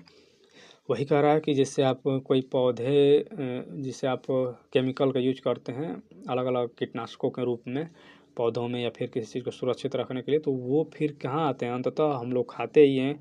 तो खाते हैं तो हम लोगों के अंदर वो फिर धीरे धीरे क्या होने लगता है, फिर वो इकट्ठा होने लगता है। तो वही कह रहा है कि जो क्रमिक रूप से हम लोग के अंदर उसका सांद्रता बढ़ रहा है, वृद्धि हो रहा है, तो उसको क्या कहा जाता है, तो उसको कहा जाता है बायो मैग्निफिकेशन। ये क्वेश्चन रिपीटेड है, इसका आंसर तो वही हो जाएगा जैव आवर्धन। यहाँ से देख सकते हैं कक्षा 10 का एनसीईआरटी वाइज चैप्टर हमारा पर्यावरण मतलब आवर इन्वायरमेंट, यहाँ से साफ साफ दिया हुआ है, आप डिटेल में पढ़ सकते हैं। वैसे मैं इसको पहले ही बताया हूँ, जैव आवर्धन कहा जाता है, जो कि हम लोग कीटनाशक यूज करते हैं, फिर वही खाते हैं, फिर हम लोग के शरीर में इकट्ठा होता रहता है। इस प्रोसेस को ही जैव आवर्धन या बायो मैग्निफिकेशन कहा जाता है। रामसर सम्मेलन किसके संरक्षण से जुड़ा है, तो ये तो आपका काफ़ी रिपीटेड क्वेश्चन है, इधर आता रहता है दूसरे एग्जाम में भी। आर्द्रभूमि से संबंधित है रामसर सम्मेलन, किससे, वेटलैंड से।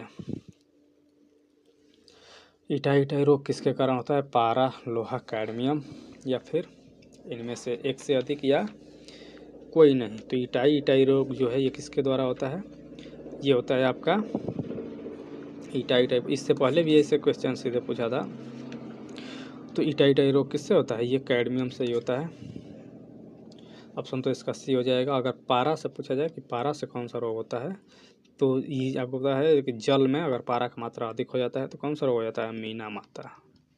ये भी एग्जाम में आ सकता है। मीना माता रोग किसके कारण होता है, तो जल में पारा का जब प्रदूषण वो हो जाता है, मतलब इसका मात्रा बढ़ जाता है, तो मीना माता रोग हो जाता है। इटाई रोग किसके द्वारा, कैडमियम का मात्रा जब अधिक होता है तब आपके हो जाता है इटाई रोग। चलिए नेक्स्ट क्वेश्चन है, श्वसन मूल किन में पाए जाते हैं, मतलब ओके, न्यूमेटोफोर्स जो हैं ये किस में प्रेजेंट होते हैं, हाइड्रोफाइट्स में, जेरोफाइट्स में या फिर हाइलोफाइट्स में। तो देखिए ये एग्जाम में यहाँ से ये भी पूछ सकता है कि हाइड्रोफाइट्स कौन से पौधे होते हैं, या फिर जेरोफाइट्स पौधे क्या होते हैं, या फिर मरुस्थल में जो पौधे पाए जाते हैं उन्हें क्या कहते हैं, तो उन्हें जेरोफाइट कहते हैं। जो लवण युक्त जो जल में पौधे पाए जाते हैं उन्हें क्या कहते हैं, तो उन्हें हाइलोफाइट्स कहते हैं। और फिर जो जल में पौधे केवल पाए जाते हैं तो नॉर्मल जल में, तो उन्हें हाइड्रोफाइट्स कहते हैं। तो अब चलिए ये भी एग्जाम में पूछा जाता है ऐसे भी। तो ये सीधे पूछ रहा है कि श्वसन मूल जो है, मूल मतलब जड़ होता है, सांस लेने वाली जड़ जो है ये किन में पाई जाती हैं, तो ये जनरली किस में पाई जाती हैं, तो ये आपके ये तो हाइड्रोफाइट्स जो है मतलब जलीय पौधों में, और हाइलोफाइट्स मतलब जो पौधे क्या खारा जल का जो पौधे हैं उनमें भी ये पाए जाते हैं। क्योंकि जिन पौधों में देखिए, जिन पौधों में ऑक्सीजन की मात्रा कम रहती है, यहाँ से कन्फ्यूजन आप हो जाएंगे, थोड़ा सा इसको मिटा देता हूँ। तो देखिए जिनमें ऑक्सीजन की मात्रा कम होती है, मतलब ऑक्सीजन की मात्रा कम, उनमें जो है ऑक्सीजन की प्राप्ति के लिए जो जड़ें जो हैं वो बाहर निकलने लगते हैं। वही जड़, उन्हीं जड़ों को कहा जाता है श्वसन मूल, मतलब जल से बाहर निकल के सांस लेने के लिए वो बाहर निकलने लगते हैं, उन्हीं को श्वसन मूल कहा जाता है, मतलब श्वसन का जो आपका जड़ है।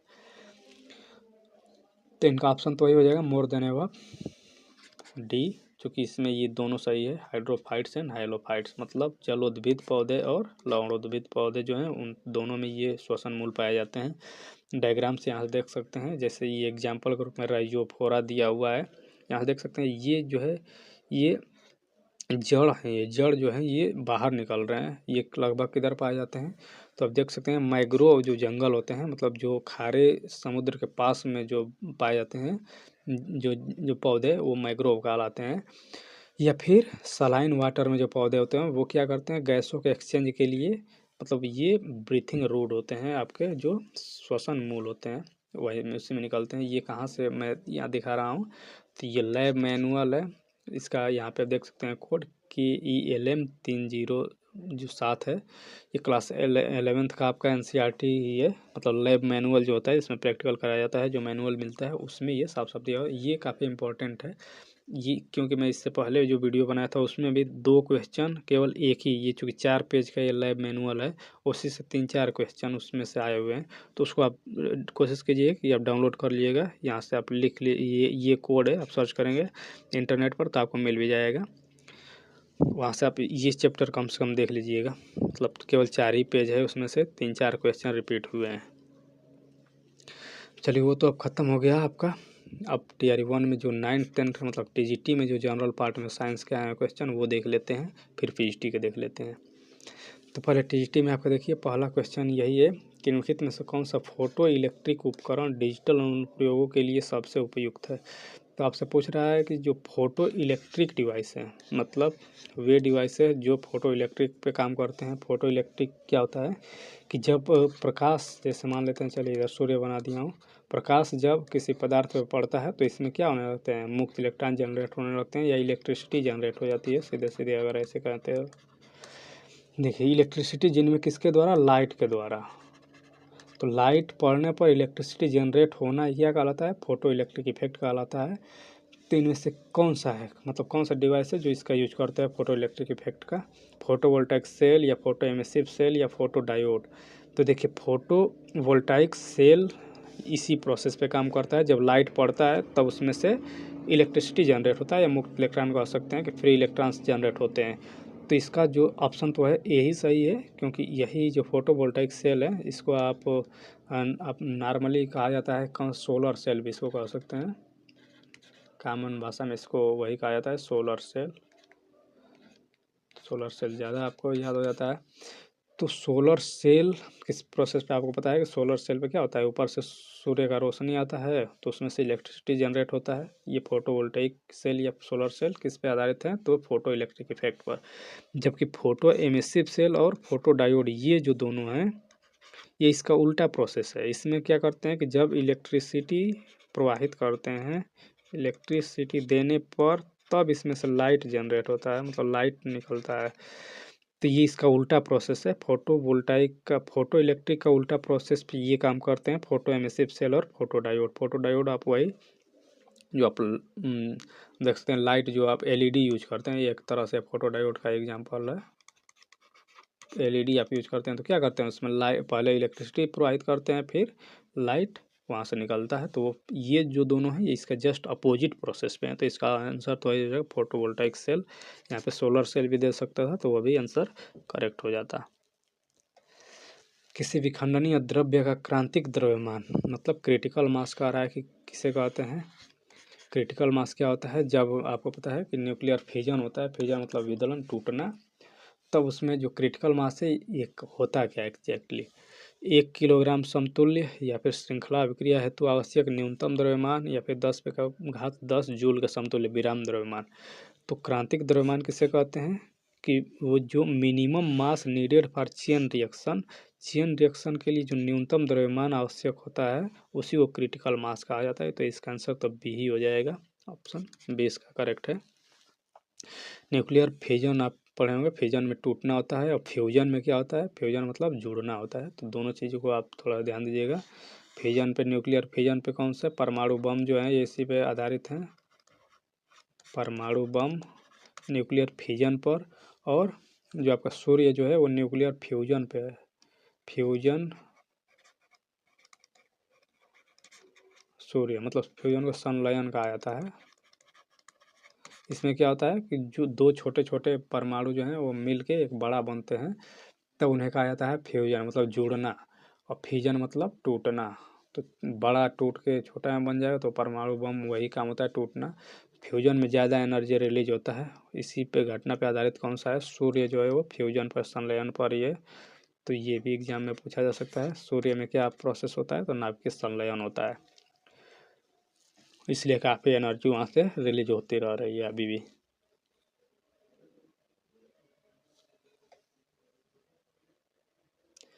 चलिए नेक्स्ट क्वेश्चन है आपका, फलों को ज़बरदस्ती पकाने के लिए निम्नलिखित में से किस गैस का उपयोग किया जाता है, इथेन, एथिलीन या फिर मेथिलीन।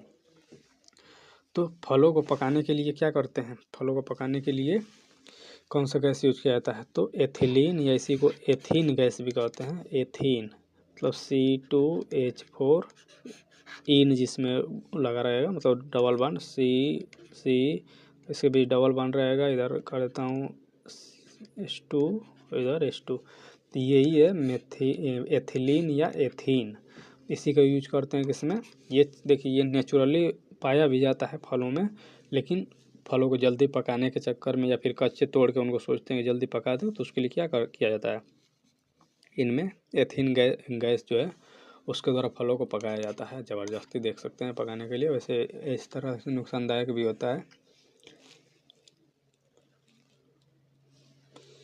नेक्स्ट क्वेश्चन की बात करें तो निम्नलिखित में से किसकी ऑक्टेन संख्या शून्य है, आइसो ऑक्टेन, नियो ऑक्टेन या एन ऑक्टेन। तो देखिए ऑक्टेन संख्या क्या होता है, तो ऑक्टेन संख्या जो है ये फ्यूल का परफॉर्मेंस एक हिसाब से कहा जाए कि ऑक्टेन संख्या दर्शाता है कौन सा फ्यूल कितना अच्छा है या कौन सा कितना ख़राब है, उसको दर्शाने के लिए ऑक्टेन संख्या बनाया गया है।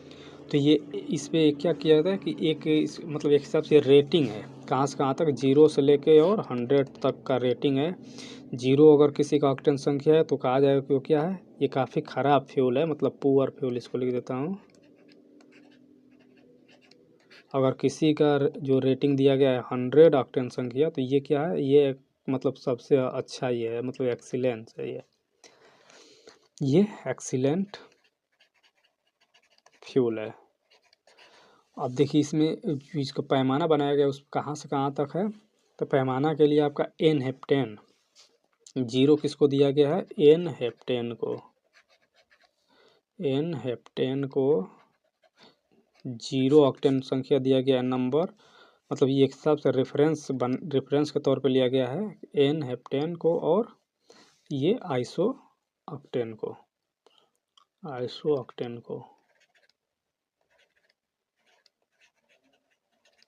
ये रेफरेंस के तौर पे लिया गया है, मतलब इसी के बीच में किसी भी फ्यूल का जो है ऑक्टेन नंबर है 0 से 100 के बीच में। अगर किसी का इसके पास में है तो काफ़ी ख़राब फ्यूल होगा, अगर 100 के आसपास है, मतलब 100 तो होगा नहीं एग्जैक्टली, तो वो काफ़ी अच्छा फ्यूल माना जाएगा। अब इसमें देखिए यहाँ पे दिया हुआ है किसकी ऑक्टेन संख्या शून्य है, तो शून्य किसका भी बताया मैं, एन हेप्टेन का ऑक्टेन संख्या शून्य है। यहाँ पे हेप्टेन नहीं एन ऑक्टेन दिया हुआ है, तो ये गलत है, यहाँ पे हेप्टेन रहता तो ऑप्शन सही हो जाता। आइसो ऑक्टेन, नियो ऑक्टेन या फिर एन ऑक्टेन, तो आइसो कितना भी बताया, आइसो का जो है ये 100 होता है, तो इसका ऑप्शन कौन सा हो जाएगा इसमें से, ऑप्शन ई हो जाएगा, नॉन ऑफ द एबव। इसमें से कोई भी नहीं है जिनका ऑक्टेन संख्या शून्य है। ऑक्टेन संख्या शून्य किसका होता है, एन हेप्टेन का।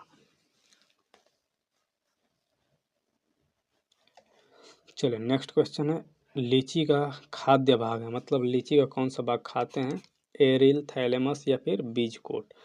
तो आप लीची का पता है कि ऊपर परत होता है, उसको हटाने के बाद जो बीज के ऊपर होता है, मतलब नरम वाला भाग, गुदा वाला भाग, तो उसी को खाया जाता है, उसको एरिल कहा जाता है। डायग्राम में देखना चाहते हैं, यहाँ देख सकते हैं, ये इसका क्या है, कठोर भाग बीज है, ये वाला भाग जो है यही खाया जाता है, इसी को एरिल कहा जाता है।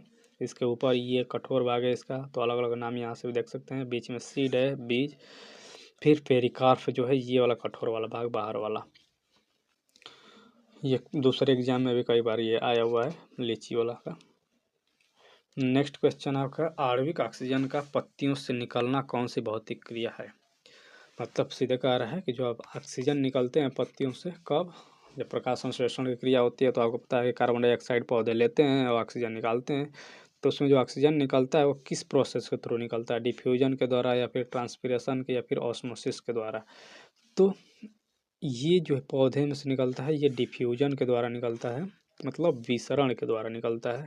जो आपके ऑक्सीजन है, चाहे वो ऑक्सीजन निकलना हो चाहे कार्बन डाइऑक्साइड का ग्रहण हो, ये दोनों चीज़ें जो हैं विसरण के द्वारा आई होती हैं, डिफ्यूजन के द्वारा आई होती हैं। तो आपसे यहाँ पे ऑक्सीजन निकलना पूछ दिया है, आपसे ये भी पूछ सकता है कार्बन डाइऑक्साइड को ग्रहण करना, तो वो भी विसरण के द्वारा ही होता है। इसको यहाँ से देख सकते हैं, मैं जो नोट्स दिया हूँ वहीं पर है। ये पत्ती है, यहाँ से आप देखते हैं ये पत्ती डायग्राम है। यहाँ से एक छोटा सा पार्ट ये काट के यहाँ पे दिखाया गया है, उसको जूम करके। इसमें अलग अलग पार्ट होते हैं, जैसे जाइलम हो गया, बीच वाला भाग इधर से देख सकते हैं। समवाल बंडल में जाइलम प्लस फ्लोएम मिलाकर समवाल बंडल बनते हैं, ये बीच में दिखाया है। तो इसी में देखिए फ्लोएम भी है, जाइलम भी है, सब कुछ इसमें दिया हुआ है, पत्तियों के भीतर भी। तो अब देखिए इसमें होते हैं रंध्र, जिसको स्टोमेटा कहा जाता है। छोटे छोटे रंध्र होते हैं, छिद्र होते हैं। इन्हीं छिद्रों के द्वारा ये क्या होता है, जो श्वसन की क्रिया में आपका जो ऑक्सीजन का ग्रहण करना या फिर ऑक्सीजन ग्रहण कर रहा हूँ, कार्बन डाइऑक्साइड ग्रहण करना या फिर ऑक्सीजन का निकालना, इन्हीं के द्वारा किया जाता है, जो स्टोमेटा होते हैं या रंध्र होते हैं। तो अब देखिए इसमें क्या क्या होते हैं। रंध्र में क्या होता है, एपिडर्मिस में छोटे छोटे छिद्र होते हैं, इन्हीं को रंध्र स्टोमेटा कहा जाता है। ये इनका काम क्या है, तो वायुमंडल से गैसों का आदान प्रदान, मतलब किसके द्वारा, डिफ्यूजन के द्वारा। इन्हीं से वाष्पोत्सर्जन भी होता है आपका, इसके द्वारा, तो रंध्रों के द्वारा या स्टोमेटा के द्वारा ही। नेक्स्ट क्वेश्चन है, किसी गुणसूत्र पर जीनों की अपेक्षित स्थिति ज्ञात करने के लिए, मतलब आपको क्या करना है, लोकेशन निकालना है, किसका, जीन का। तो लोकेशन क्या कैसे निकालेंगे, जीनोम वॉकिंग, क्रोमोसोम वॉकिंग या फिर मैपिंग। तो किसी भी चीज़ का लोकेशन निकालने के लिए क्या करते हैं, आप मैप पे सर्च करते हैं। तो नाम तो यहाँ से ऐसे भी देख सकते हैं कि जीन को लोकेट करना है आपको, उसका लोकेशन पता करना है, तो जीन मैपिंग के द्वारा किया जा सकता है। थोड़ा सा कॉमन सेंस लगाएंगे तो इसका आंसर दे सकते हैं, आपको भले एग्जैक्ट आंसर ना पता रहे तब भी। चलिए डायग्राम, ये कई बार इसको डिस्कस कर चुका हूँ कि सेल होते हैं यूकैरियोटिक सेल, उनमें क्या पाए जाते हैं, इनके भीतर न्यूक्लियस पाया जाता है। न्यूक्लियस के भीतर क्रोमोसोम्स होते हैं, जैसे एक्स, ये एक्स टाइप का, एक्स और वाई दो होता है। तो जो बड़े वाले होते हैं उनको एक्स क्रोमोसोम्स, और जो छोटे वाले एक्स होते हैं उनको वाई क्रोमोसोम्स नाम दे दिया गया है, मतलब इनका साइज के आधार पर। अब ये क्रोमोसोम्स क्या है, तो क्रोमोसोम जो डीएनए का ये कॉम्पैक्ट फॉर्म होते हैं। जैसे यहाँ पे देखिए इसी क्रोमोसोम को निकाल के जूम करके दिखाया गया है। इसके भीतर देख सकते हैं ऐसे पतले पतले पतले पतले धागे हैं। ये धागे क्या है, ये धागा जो है ये डीएनए है। तो इन्हीं डीएनए को ही जो एकदम कॉम्पैक्ट कर दिया गया है, तो वो क्या बन गए हैं, वो क्रोमोसोम्स बन गए हैं। अब ये जो डीएनए का पार्ट है, डीएनए का ही पार्ट क्या है, जीन है। जीन को क्या कहते हैं, मतलब सबसे छोटा ये आपका हेरेडिटी का यूनिट है, मतलब कार्यात्मक यूनिट आप हेरेडिटी कह सकते हैं इसको, जीन है। तो ये पूरा प्रोसेस है। अब जीन का मैपिंग के द्वारा आपको जीन का पता लगाया जा सकता है कहाँ पर है। ये क्लास 12 का एनसीईआरटी है, मोलेकुलर बेसिस ऑफ इनहेरिटेंस, वहाँ से आप इसके बारे में डिटेल में देख सकते हैं।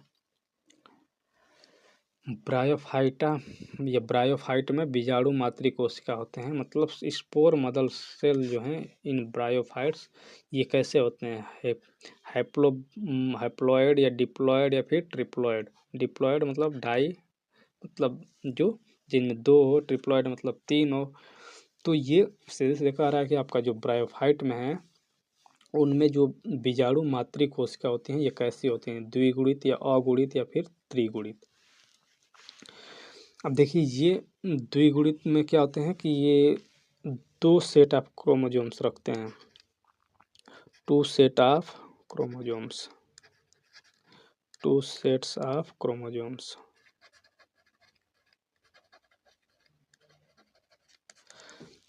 आपके अगुणित में रखेंगे इन्हें कुल मिला के। तो ये स्पोर मदर सेल जो होते हैं इनको और क्या कहा जाता है, इसको कहा जाता है कि स्पोरोसाइट्स भी कहते हैं इसको, या फिर मियोसाइट्स भी कह सकते हैं।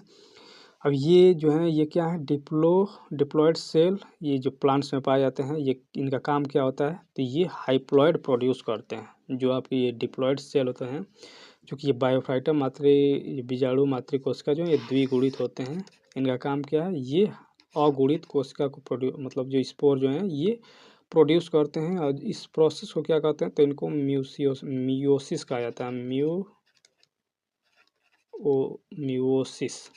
इस प्रोसेस के द्वारा ये जो हैं ये द्विगुणित को अगुणित जो है वो प्राप्त करते हैं। एक तरह से देखा जाए तो मियोसिस जो है ये क्या है, ये टाइप ऑफ सेल डिवीजन है। क्लास 11th के एनसीईआरटी में इसको थोड़ा सा और डिटेल में देख लीजिएगा। इसका आंसर तो वही है द्विगुणित, मतलब डिप्लॉयड होते हैं। जो स्पोर मदर सेल होते हैं ब्रायोफाइट में, ये कैसे होते हैं, ये डिप्लॉयड होते हैं। मतलब इनमें क्या होते हैं, तो 2 सेट्स ऑफ क्रोमोसोम्स होते हैं। अब देखिए ये 11th-12th का मतलब पीजीटी का जो जनरल पार्ट में जो साइंस के हैं उनको देख लेते हैं। कह रहा है कि 2 कैंडेला का एक समद्विक स्रोत जिसका प्रकाश फ्लक्स पैदा करता है वह है। तो यहाँ सीधे सीधे आपको कन्वर्ट करना है, 2 कैंडेला को किस में कन्वर्ट करना है, लाइट फ्लक्स में। तो फार्मूला आपको पता होना चाहिए इसके लिए। तो फार्मूला मैं यहाँ लिख दे रहा हूँ, चलिए यहीं लिख देता हूँ।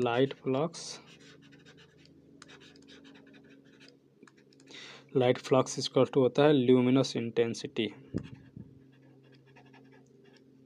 Luminous intensity multiplied by solid angle. ये फार्मूला होता है। आपसे लाइट फ्लक्स पूछ रहा है, ल्यूमिनस इंटेंसिटी कितना दिया हुआ है, तो ये दिया हुआ 2 कैंडेला। इंटेंसिटी का आपको पता है, जो आपका ज्योति तीव्रता का जो मात्रक है वो कैंडेला होता है। तो ये दिया हुआ है 2 कैंडेला, मतलब यहाँ पे 2 सॉलिड एंगल पूरे। अगर जैसे गोल सॉलिड एंगल क्या होता है, जैसे आप ये चलिए तो कोन टाइप का आप जो कुल्फी टाइप का जो होता है, तो ये वाला इसी एंगल को जैसे 3D में एंगल जब लेंगे तो इसको सॉलिड एंगल कहा जाता है। तो यदि पूरे गोला के लिए लिया जाए, मतलब 3D में एक गोला लिया जाए, तब उसका सॉलिड एंगल कितना हो जाएगा, तो इसका सॉलिड एंगल हो जाता है 4 पाई। तो यहाँ से रख सकते हैं सॉलिड एंगल कितना हो गया, 4 पाई। दोनों का मल्टीप्लाई करेंगे तो 4 दूना 8 पाई इसका आंसर हो जाएगा। इसमें दिया ल्यूमेन में। तो लाइट फ्लक्स का जो मात्रक है वो क्या है, ल्यूमेन। इसको शॉर्ट में LM लिख देते हैं, ल्यूमेन। तो इसका आंसर तो हो जाएगा 8 पाई ल्यूमेन। ऑप्शन सी इसका करेक्ट है। ये फार्मूला आप ध्यान दीजिएगा, light flux equal to luminous intensity गुणे सॉलिड एंगल। नेक्स्ट क्वेश्चन है, विंडोज या घरेलू मतलब क्लीनर या परफ्यूम स्प्रेयर के रूप में इस्तेमाल की जाने वाली स्प्रे बोतल निम्नलिखित में से किस पर काम करती है। मतलब जो स्प्रे बोतल है और उसके ऊपर आप देखेंगे ढक्कन जैसा लगा रहता है स्प्रे करने वाला। तो कह रहा है कि किस प्रोसेस कौन से सिद्धांत पे काम करता है, केशिका क्रिया पर, मतलब कैपिलरी एक्शन पर, या फिर बर्नौली के सिद्धांत पर, या फिर पास्कल के सिद्धांत पर। तो किस पर काम करता है जो आपका परफ्यूम स्प्रेयर होता है। तो चलिए इसको डायग्राम से थोड़ा सा इसको देख लेते हैं। देखिए ये स्प्रेयर है, चूँकि ये थोड़ा सा मतलब सिंपल डायग्राम है। अब एग्जैक्ट आप देखेंगे तो आप देखेंगे जैसे बार्बर वार्बर के पास भी देखेंगे कि वो रखा रहता है स्प्रेयर। तो उसमें एक पिस्टन होता है, इसको दबाया जाता है तो फिर उसमें फुहारा टाइप का स्प्रे निकलता है। ये किस प्रिंसिपल पे काम करता है, तो ये काम करता तो है बर्नौली के सिद्धांत पर। चूँकि इसका अब अलग से कहीं देखेंगे तो इसका देखिए ऑफिशियल आंसर के में बर्नौली दिया हुआ है, टेक्स्ट बुक पे इसका आंसर दिया हुआ है केशिका क्रिया कैपिलरी एक्शन। लेकिन सही इसका देखा जाए तो बर्नौली सिद्धांत ही होना चाहिए मेरे हिसाब से भी। इसका ऑप्शन बी ही करेक्ट है। बर्नौली सिद्धांत कहता क्या है कि जितनी भी ऊर्जाएं हैं, जैसे दाब ऊर्जा हो गया, एक्चुअली ये ऊर्जा सिद्धांत पे, ऊर्जा संरक्षण के सिद्धांत पे ही काम ही करता है बर्नौली का सिद्धांत। तो जितनी भी ऊर्जाएं हैं, चाहे वो दाब ऊर्जा हो या फिर काइनेटिक एनर्जी हो, मतलब रो वी स्क्वायर, या फिर रो जी एच लिख देता हूँ। जितनी भी ऊर्जाएं हैं, चाहे वो दाब ऊर्जा हो, गतिज ऊर्जा हो, या फिर स्थितिज ऊर्जा हो, पर यूनिट वॉल्यूम ये हमेशा कांस्टेंट रहता है। ये क्या होता है, कांस्टेंट होता है। मतलब तीनों ऊर्जा ये क्या है, कांस्टेंट रहती है। यही है इसका बर्नौली का सिद्धांत। ये चूँकि आइडियल जो द्रव है उसके लिए काम करता है, जो आपका रियल द्रव है उस पर ये पूरी तरह से काम नहीं करेगी, इसमें और भी चीज़ें हो जाएंगी। लेकिन आइडियल जो द्रव है मतलब इनकम्प्रेसिबल हो, नॉन विस्कस हो, तो उस पर ये काम करता है। जो तीनों ऊर्जाएं हैं, दाब ऊर्जा ये हो गया, ये गतिज ऊर्जा, ये स्थितिज ऊर्जा, पर यूनिट वॉल्यूम मतलब प्रति एकांक आयतन में, तो ये होता है कांस्टेंट हमेशा। अब इस पे कैसे ये काम कर रहा है, तो चूंकि देखिए ये सेम हाइट पे यदि ले लेंगे तो ये इस यहाँ पे सेम हाइट है, तो दोनों तरफ से एच, ये तो कांस्टेंट है ही, रो और जी। तो एच यदि मान लेते हैं कि दो जो चीज़ें हैं एक ही हाइट पे हो रही हैं, तो फिर ये भी कांस्टेंट हो जाएगा। तो यहाँ से नेक्स्ट जो ये सेम हाइट पे यदि मैं इसका नया केस ले लूँ, same height HIGST, same height पर क्या होगा, तो ये P+1/2 rho V square equal to constant. तो ये नया इक्वेशन बन जाएगा, वही ये पूरा कांस्टेंट हो जाएगा। तो इधर आ जाएगा तो फिर कांस्टेंट ही हो जाएगा, कांस्टेंट में कांस्टेंट जोड़ेंगे तो कांस्टेंट ही बनेगा। तो ये इक्वेशन आप देखिए, इसमें इसका मतलब क्या है इस इक्वेशन का, तो यदि दाब, देखिए दाब, चूँकि ये पूरा कांस्टेंट रह रहा है हमेशा, तो दाब बढ़ाएंगे तो ये रो जो है डेंसिटी है, तो रो तो कांस्टेंट है, दाब बढ़ाएंगे तो क्या कम होना पड़ेगा, इसका वेग जो है वी वेलोसिटी है, वेलोसिटी कम करना पड़ेगा। या फिर वेलोसिटी अधिक करेंगे तो दाब कम करना पड़ेगा, तभी तो कांस्टेंट रहेगा ना। जैसे मान लेते हैं कि इन दोनों का योग यदि 10 है, इसका योग 5 है, ये 5 है पी, ये पूरा 5 है, तो 5 5 10 हुआ। अब मान लेते हैं ये 4 हो गया, तब इसको 6 होना पड़ेगा, ये 6 हो गया तो इसको 4 होना पड़ेगा, तभी तो कांस्टेंट रहेगा। तो मतलब एक बढ़ाएंगे दूसरा घटेगा, सीधे सीधे ये मतलब है। तो यदि दाब इंक्रीज करेंगे तो चाल डिक्रीज होगा, या फिर इसी को उल्टा ये भी कह सकते हैं कि यदि चाल डिक्रीज होगा तो दाब इंक्रीज होगा। तो ये यहाँ से उसी प्रिंसिपल पे ये काम करता है। इसी वाले पे कई तो डिवाइस जो हैं इसी प्रिंसिपल पे काम करते हैं। जैसे आपका स्प्रेयर हो गया, वेंचुरी मीटर हो गया, मैग्नस इफेक्ट हो गया, लिफ्ट जो है एयरक्राफ्ट विंग का, मतलब जो एयरक्राफ्ट विंग जो है वो ऊपर होता है आपका हवाई जहाज़ का, हवाई जहाज़ ऊपर जो जाने लगते हैं, तो वो भी इसी प्रिंसिपल पे काम करता है। या फिर आपको हार्ट अटैक आता है, जो ब्लड फ्लो होता है, तो उसमें भी यही प्रिंसिपल काम करता है, बर्नौली का सिद्धांत ही। अब देखिए इसमें हो क्या रहा है, यहाँ से पिस्टन है, इसको दबाएंगे, जब अंदर की तरफ ऐसे जब दबाएंगे तो ये इधर का एयर जो है क्या होगा, इधर तेज़ी से निकलेगा, तेज़ी से निकलेगा तो वेग क्या हो गया, वेग अधिक हो गया।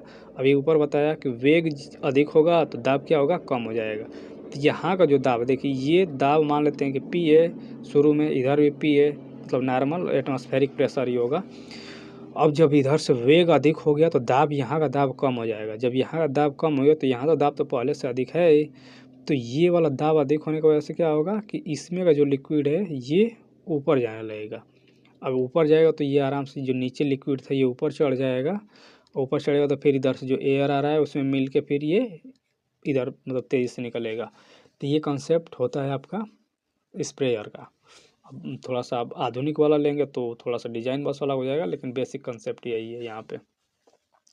पास्कल का नियम क्या कहता है, तो पास्कल का नियम आप देखे होंगे कि किसी द्रव में, जैसे ये द्रव भरा है, इसमें एक जगह पे अगर दाब लगाते हैं तो ये दाब चारों तरफ सिमिलर रूप से मतलब लगने लगता है। यदि दाब यहाँ पी आप लगाएं तो यहाँ भी पी काम करेगा, यहाँ से भी बाहर की तरफ पी काम करेगा, इधर भी पी ही काम करेगा।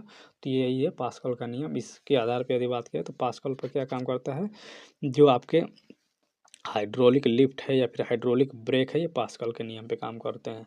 केसिका क्या होते हैं, कैपिलरी, आपको पता है बहुत जब पतले पतले रेसे जो होते हैं उनसे ऑटोमेटिक जो, जैसे मान लीजिए कि आप कपड़ा लिए हैं और सूती का कपड़ा ले लीजिए, पानी के अंदर डाल दीजिए थोड़ा सा उसका सिरा, तो पूरा धीरे धीरे उसके कपड़ा पानी जो है ऊपर चढ़ने लगता है, तो कैपिलरी एक्शन होता है। या फिर आप देखेंगे जो लालटेन वाला सिस्टम था, तो तेल में जो उसका रस्सी डाल देते थे तो धीरे धीरे तेल क्या होने लगता है, ऊपर चढ़ने लगता है। वो भी किसके द्वारा हो रहा है, वो भी कैपिलरी एक्शन के द्वारा ही हो रहा है। तो यहाँ पे जो ये चीज़ें हो रही हैं स्प्रेयर वाला, तो ये किस पे आधारित है, बर्नौली प्रिंसिपल पे आधारित है। चलिए नेक्स्ट क्वेश्चन आपका, क्षारीय लेड कार्बोनेट का व्यापारिक नाम क्या है, मतलब आपका ट्रेड नेम पूछ रहा है। ट्रेड नेम किसका, बेसिक लेड कार्बोनेट का। तो लेड कार्बोनेट का जो आपका ट्रेड नेम है वो क्या है, वाइट लेड, या इसी को हिंदी में सफ़ेदा कहा जाता है। इसको किसको, क्षारीय या बेसिक लेड कार्बोनेट को। तो इसका व्यापारिक नाम, ये तो सिंपल मान लीजिए कि वन लाइनर है। चलिए नेक्स्ट क्वेश्चन आपका है, निम्नलिखित में से किस तत्व की परमाणु त्रिज्या सबसे बड़ी है। त्रिज्या कह रहा है कि बड़ी। अब थोड़ा सा कॉन्सेप्ट यदि आपको पता होना ही चाहिए इसके लिए, तो नहीं तो फिर आप बड़ी पूछ सकता है, छोटे भी पूछ सकता है, किसका इलेक्ट्रोनिगेटिविटी अधिक है, किसका इलेक्ट्रोनिगेटिविटी कम है। तो ये चीज़ें के लिए आपको थोड़ा सा पीरियोडिक टेबल का जो कंसेप्ट है वो पता होना चाहिए, और इलेक्ट्रॉन कैसे भरते हैं वो आपको थोड़ा सा पता होना चाहिए। तो मैं थोड़ा सा बता ही देता हूँ। देखिए ये तो आप जानते हैं कि lithium beryllium boron serial number से होते हैं। लिथियम का आपको 3 होता है परमाणु क्रमांक, बेरिलियम का 4 होता है, और बोरान का जो है ये 5 होता है परमाणु क्रमांक। तो ये सीरियल नंबर से, अब सीरियल नंबर से कैसे होते हैं, तो ये यहाँ से देख सकते हैं ऐसे एक ही आवर्त में ये होते हैं, लिथियम बेरिलियम और बोरान, आवर्त एक ही है। मतलब इधर से आप ऐसे दाहिने साइड जाएंगे पीरियोडिक टेबल में तो ये मिल जाएंगे। अब देखिए कंसेप्ट क्या है कि जब एक ही आवर्त में है, मतलब पीरियोडिक नंबर उसका अगर एक ही है, तो जैसे जैसे राइट साइड जाएंगे वैसे वैसे, चूँकि देखिए इसका 3 है, इसका 4 है, इसका 5 है परमाणु क्रमांक, मतलब इलेक्ट्रॉनों की संख्या बढ़ता जाएगा, लेकिन ये ऑर्बिट की संख्या नहीं बढ़ेगा। तो जब इलेक्ट्रॉन और प्रोटॉन, आपको पता है कि नाभिक के भीतर जो होते हैं वो प्रोटॉन होते हैं धनात्मक और इलेक्ट्रॉन बाहर होते हैं, तो इलेक्ट्रॉनों की संख्या बाहर बढ़ता जाएगा, उतना ही प्रोटॉनों की संख्या भी होता है। नॉर्मल केस में जितना इलेक्ट्रॉन होते हैं उतने ही प्रोटॉन होते हैं। तो इधर निगेटिव हो गया, इधर पॉजिटिव हो गया, दोनों के बीच आकर्षण बढ़ने लगता है। तो जैसे जैसे आकर्षण बढ़ेगा वैसे वैसे ये आपस में खिंचाव महसूस करेंगे, जिससे इनका त्रिज्या जो है ये घटने लगता है। मतलब इधर से इधर जाएंगे, लेफ्ट से राइट जाएंगे, तो इनका त्रिज्या कम होता जाएगा। तो यहाँ से आप देख सकते हैं, यहाँ पे अधिक पूछा है, तो जो जितने इधर होगा उसका त्रिज्या अधिक होगा, क्योंकि इधर जाएंगे तो इलेक्ट्रॉन प्रोटॉन के बीच आकर्षण बढ़ता जाएगा, वो त्रिज्या छोटा होता जाएगा। यही कंसेप्ट ऊपर से नीचे जाएंगे तो चूंकि आवर्त का संख्या बढ़ जाता है ऊपर से नीचे जाने पर, तो इसलिए वहाँ पे त्रिज्या बढ़ जाता है। तो ऊपर से नीचे जाएंगे तो त्रिज्या बढ़ेगा, और बाएं से दाएं जाएंगे तो त्रिज्या घटेगा।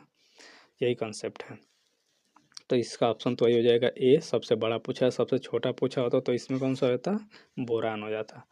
लेकिन इसका ऑप्शन ए करेक्ट है। अब थोड़ा सा और इलेक्ट्रोनिगेटिविटी की बात किया जाए तो देखिए, इलेक्ट्रोनिगेटिविटी भी वही है कि इलेक्ट्रॉन को कौन कितना तेज़ी से आकर्षित कर रहा है, हिसाब से देखा जाए तो वही इलेक्ट्रोनिगेटिविटी है। जो जितना ही तेज़ी से इलेक्ट्रॉन को मतलब आकर्षित करेगा, अट्रैक्ट करेगा, तो वो उतना ही ज़्यादा इलेक्ट्रोनिगेटिव होगा।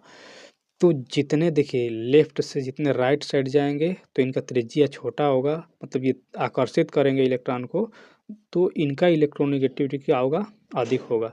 तो लेफ्ट से राइट जाने पर इलेक्ट्रोनिगेटिविटी अधिक होता है, वो ऊपर से नीचे जाएंगे तो इलेक्ट्रोनिगेटिविटी कम होगा, क्योंकि त्रिज्या बढ़ेगा तो आकर्षण कम होगा। लेकिन नीचे से ऊपर जाएंगे तो इलेक्ट्रोनिगेटिविटी बढ़ेगा। तो इलेक्ट्रोनिगेटिविटी में लिख देता हूँ इधर, इलेक्ट्रोनिगेटिविटी ये नीचे से ऊपर जाने पर क्या होता है, इंक्रीज होता है, और ऊपर से नीचे जाने पर डिक्रीज होगा, मतलब घटेगा। तो थोड़ा सा इसका पीरियोडिक टेबल से समझ लीजिए, यहाँ से देख लीजिए, ये पीरियोडिक टेबल है जो अभी बता रहा था कि आपका लिथियम, बेरिलियम, बोरान, ये देखिए इधर से सीधे से एक ही में आवर्त संख्या ये है, मतलब ये 1 2 3 4 5 6 7 आवर्त होते हैं, ये दूसरे आवर्त में है ऐसे सीरियल नंबर से। तो बाएं से दाएं जाएंगे, मतलब इधर से इधर जाएंगे, त्रिज्या क्या होगा, छोटा होगा, त्रिज्या घटेगा। बाएं से दाएं जाने पर त्रिज्या घटेगा। क्यों घटेगा, क्योंकि आकर्षण बल अधिक होगा, तो उनके बीच खिंचाव ज़्यादा रहेगा, तो मतलब त्रिज्या कम होगा, त्रिज्या घटेगा। और विद्युत ऋणात्मकता क्या होगा, ये बढ़ेगा, विद्युत ऋणात्मकता, इलेक्ट्रोनिगेटिविटी जो बता रहा था, ऋणात्मकता ये भी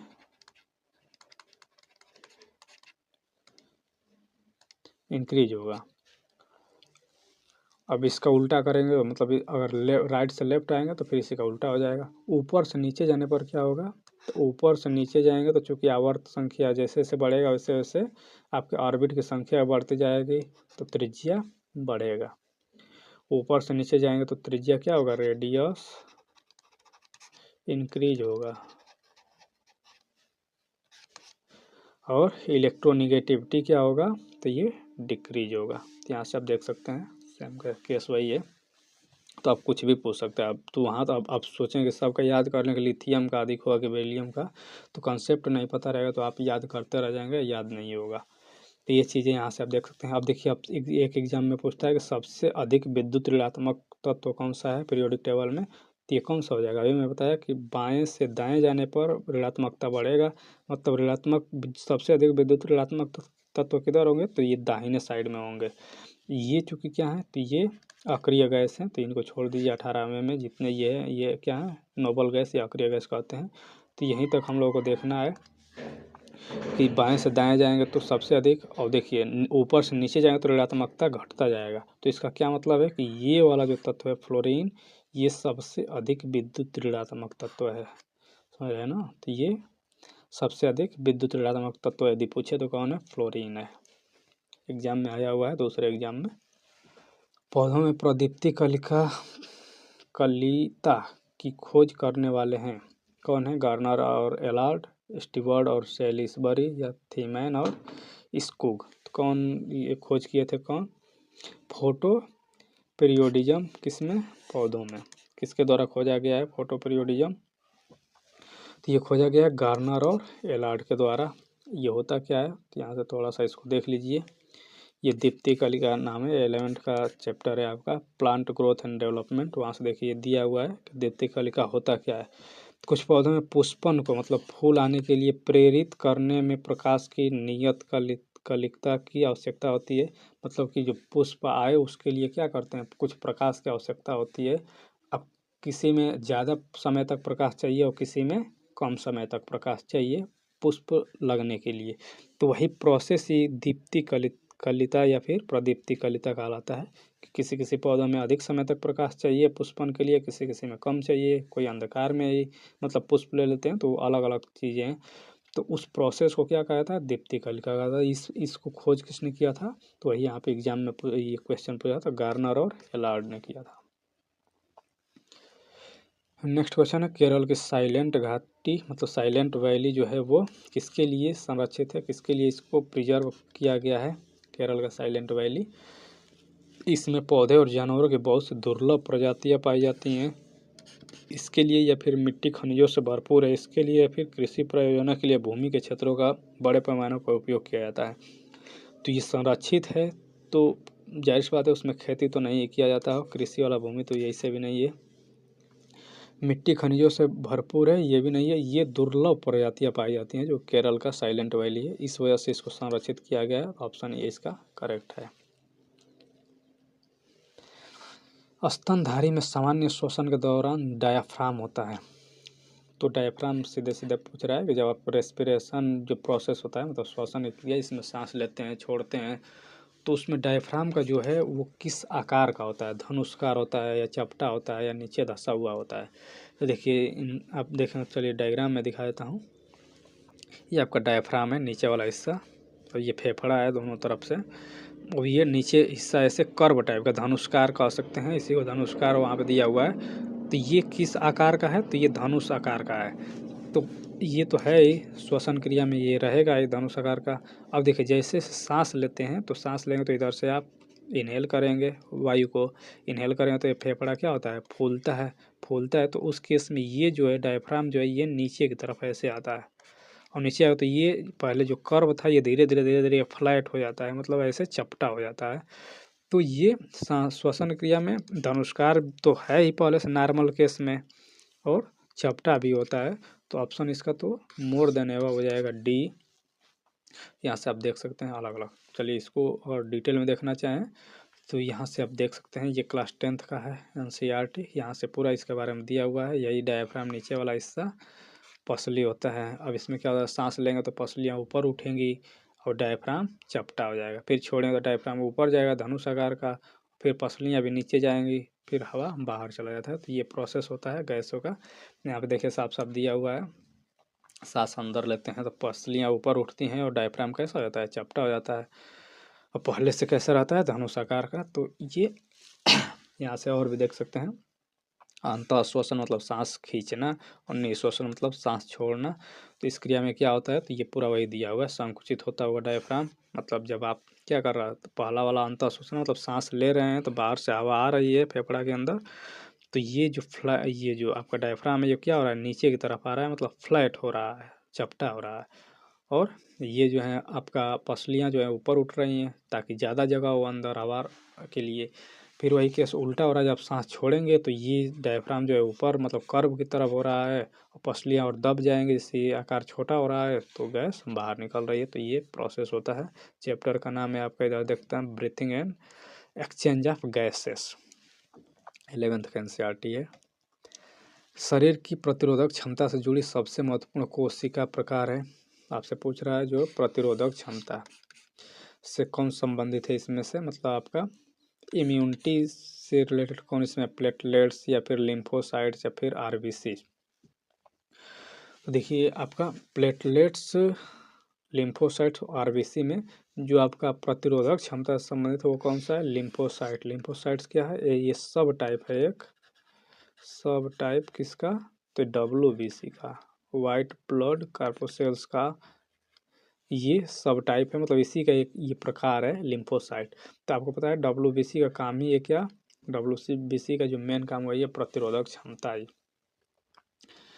इसका कार्य कम होता है, मतलब इसका जीवन काल कम होता है। RBC का जीवन काल 120 दिन के लगभग आसपास होता है और WBC का 20 दिन से भी कम होता है, कहीं 12 दिन 13-15 दिन के आसपास इसका दिया रहता है। इसके बारे में थोड़ा सा और डिटेल में देखना चाहिए, इसका आंसर तो बी हो जाएगा। तो ये यहाँ से देख सकते हैं आप, ये 11th का NCERT है, body fluid and circulation chapter का नाम है। रक्त में क्या क्या होता है, तो यहाँ से देख सकते हैं रक्त में RBC होता है, प्लेटलेट्स होता है, इओसिनोफिल होता है, न्यूट्रोफिल होता है, बेसिफिल होता है, लिम्फोसाइट्स होते हैं। लिम्फोसाइट्स के भी दो प्रकार हैं, T लिम्फोसाइट्स और B लिम्फोसाइट्स। तो ये सब किसमें है, ये ब्लड के सब पार्ट हैं। अब देखिए इसमें दिया हुआ है ये लिम्फोसाइट्स क्या होते हैं, तो लिम्फोसाइट 20 से 25% होते हैं। इन दो प्रकार के होते हैं, B और T लिम्फोसाइट्स।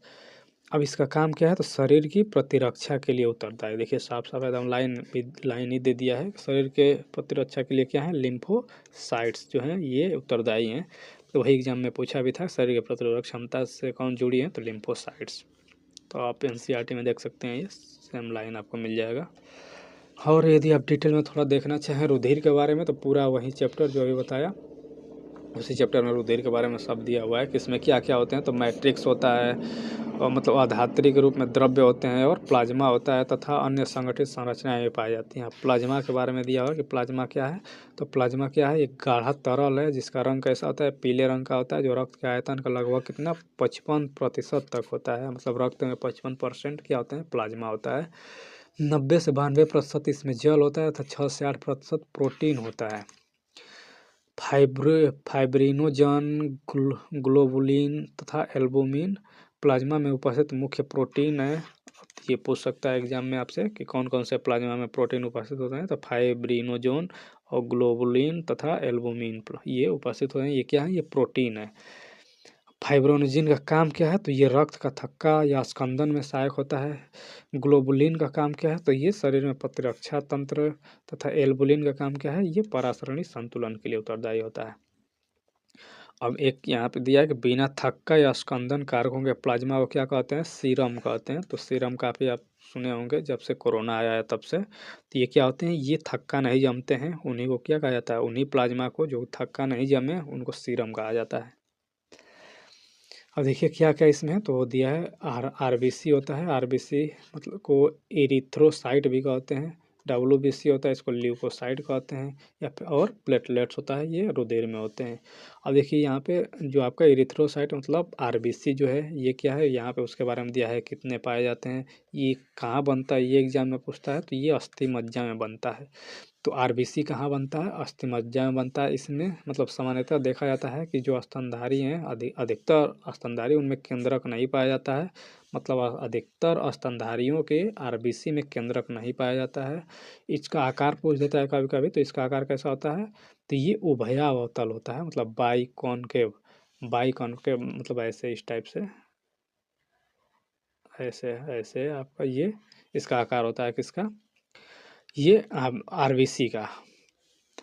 इनका लाल रंग एक लौह युक्त जटिल प्रोटीन किसके, हीमोग्लोबिन के कारण होता है। तो ये देखिए प्रत्येक लाइन में एक एक ठो क्वेश्चन है, तो आपको लाइन बाय लाइन इसको पढ़ना पड़ेगा।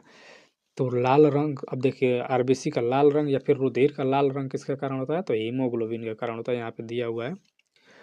चलिए ये आपसे नहीं पूछा है कितना ग्राम होता है, इसका जीवन काल पूछता है। तो ये औसतन अगर देखा जाए तो 120 दिन होता है। कहाँ मरता है ये, मतलब कहाँ RBC का विनाश होता है, तो प्लीहा में विनाश होता है, इसीलिए इसको क्या कहा जाता है, RBC का कब्रिस्तान कहा जाता है, किससे, प्लीहा को। तो यह दो चीज़ देखेंगे कि बनता कहाँ है, तो बनता है अस्थि मज्जा में, और कहाँ पे इसका विनाश होता है, तो प्लीहा में।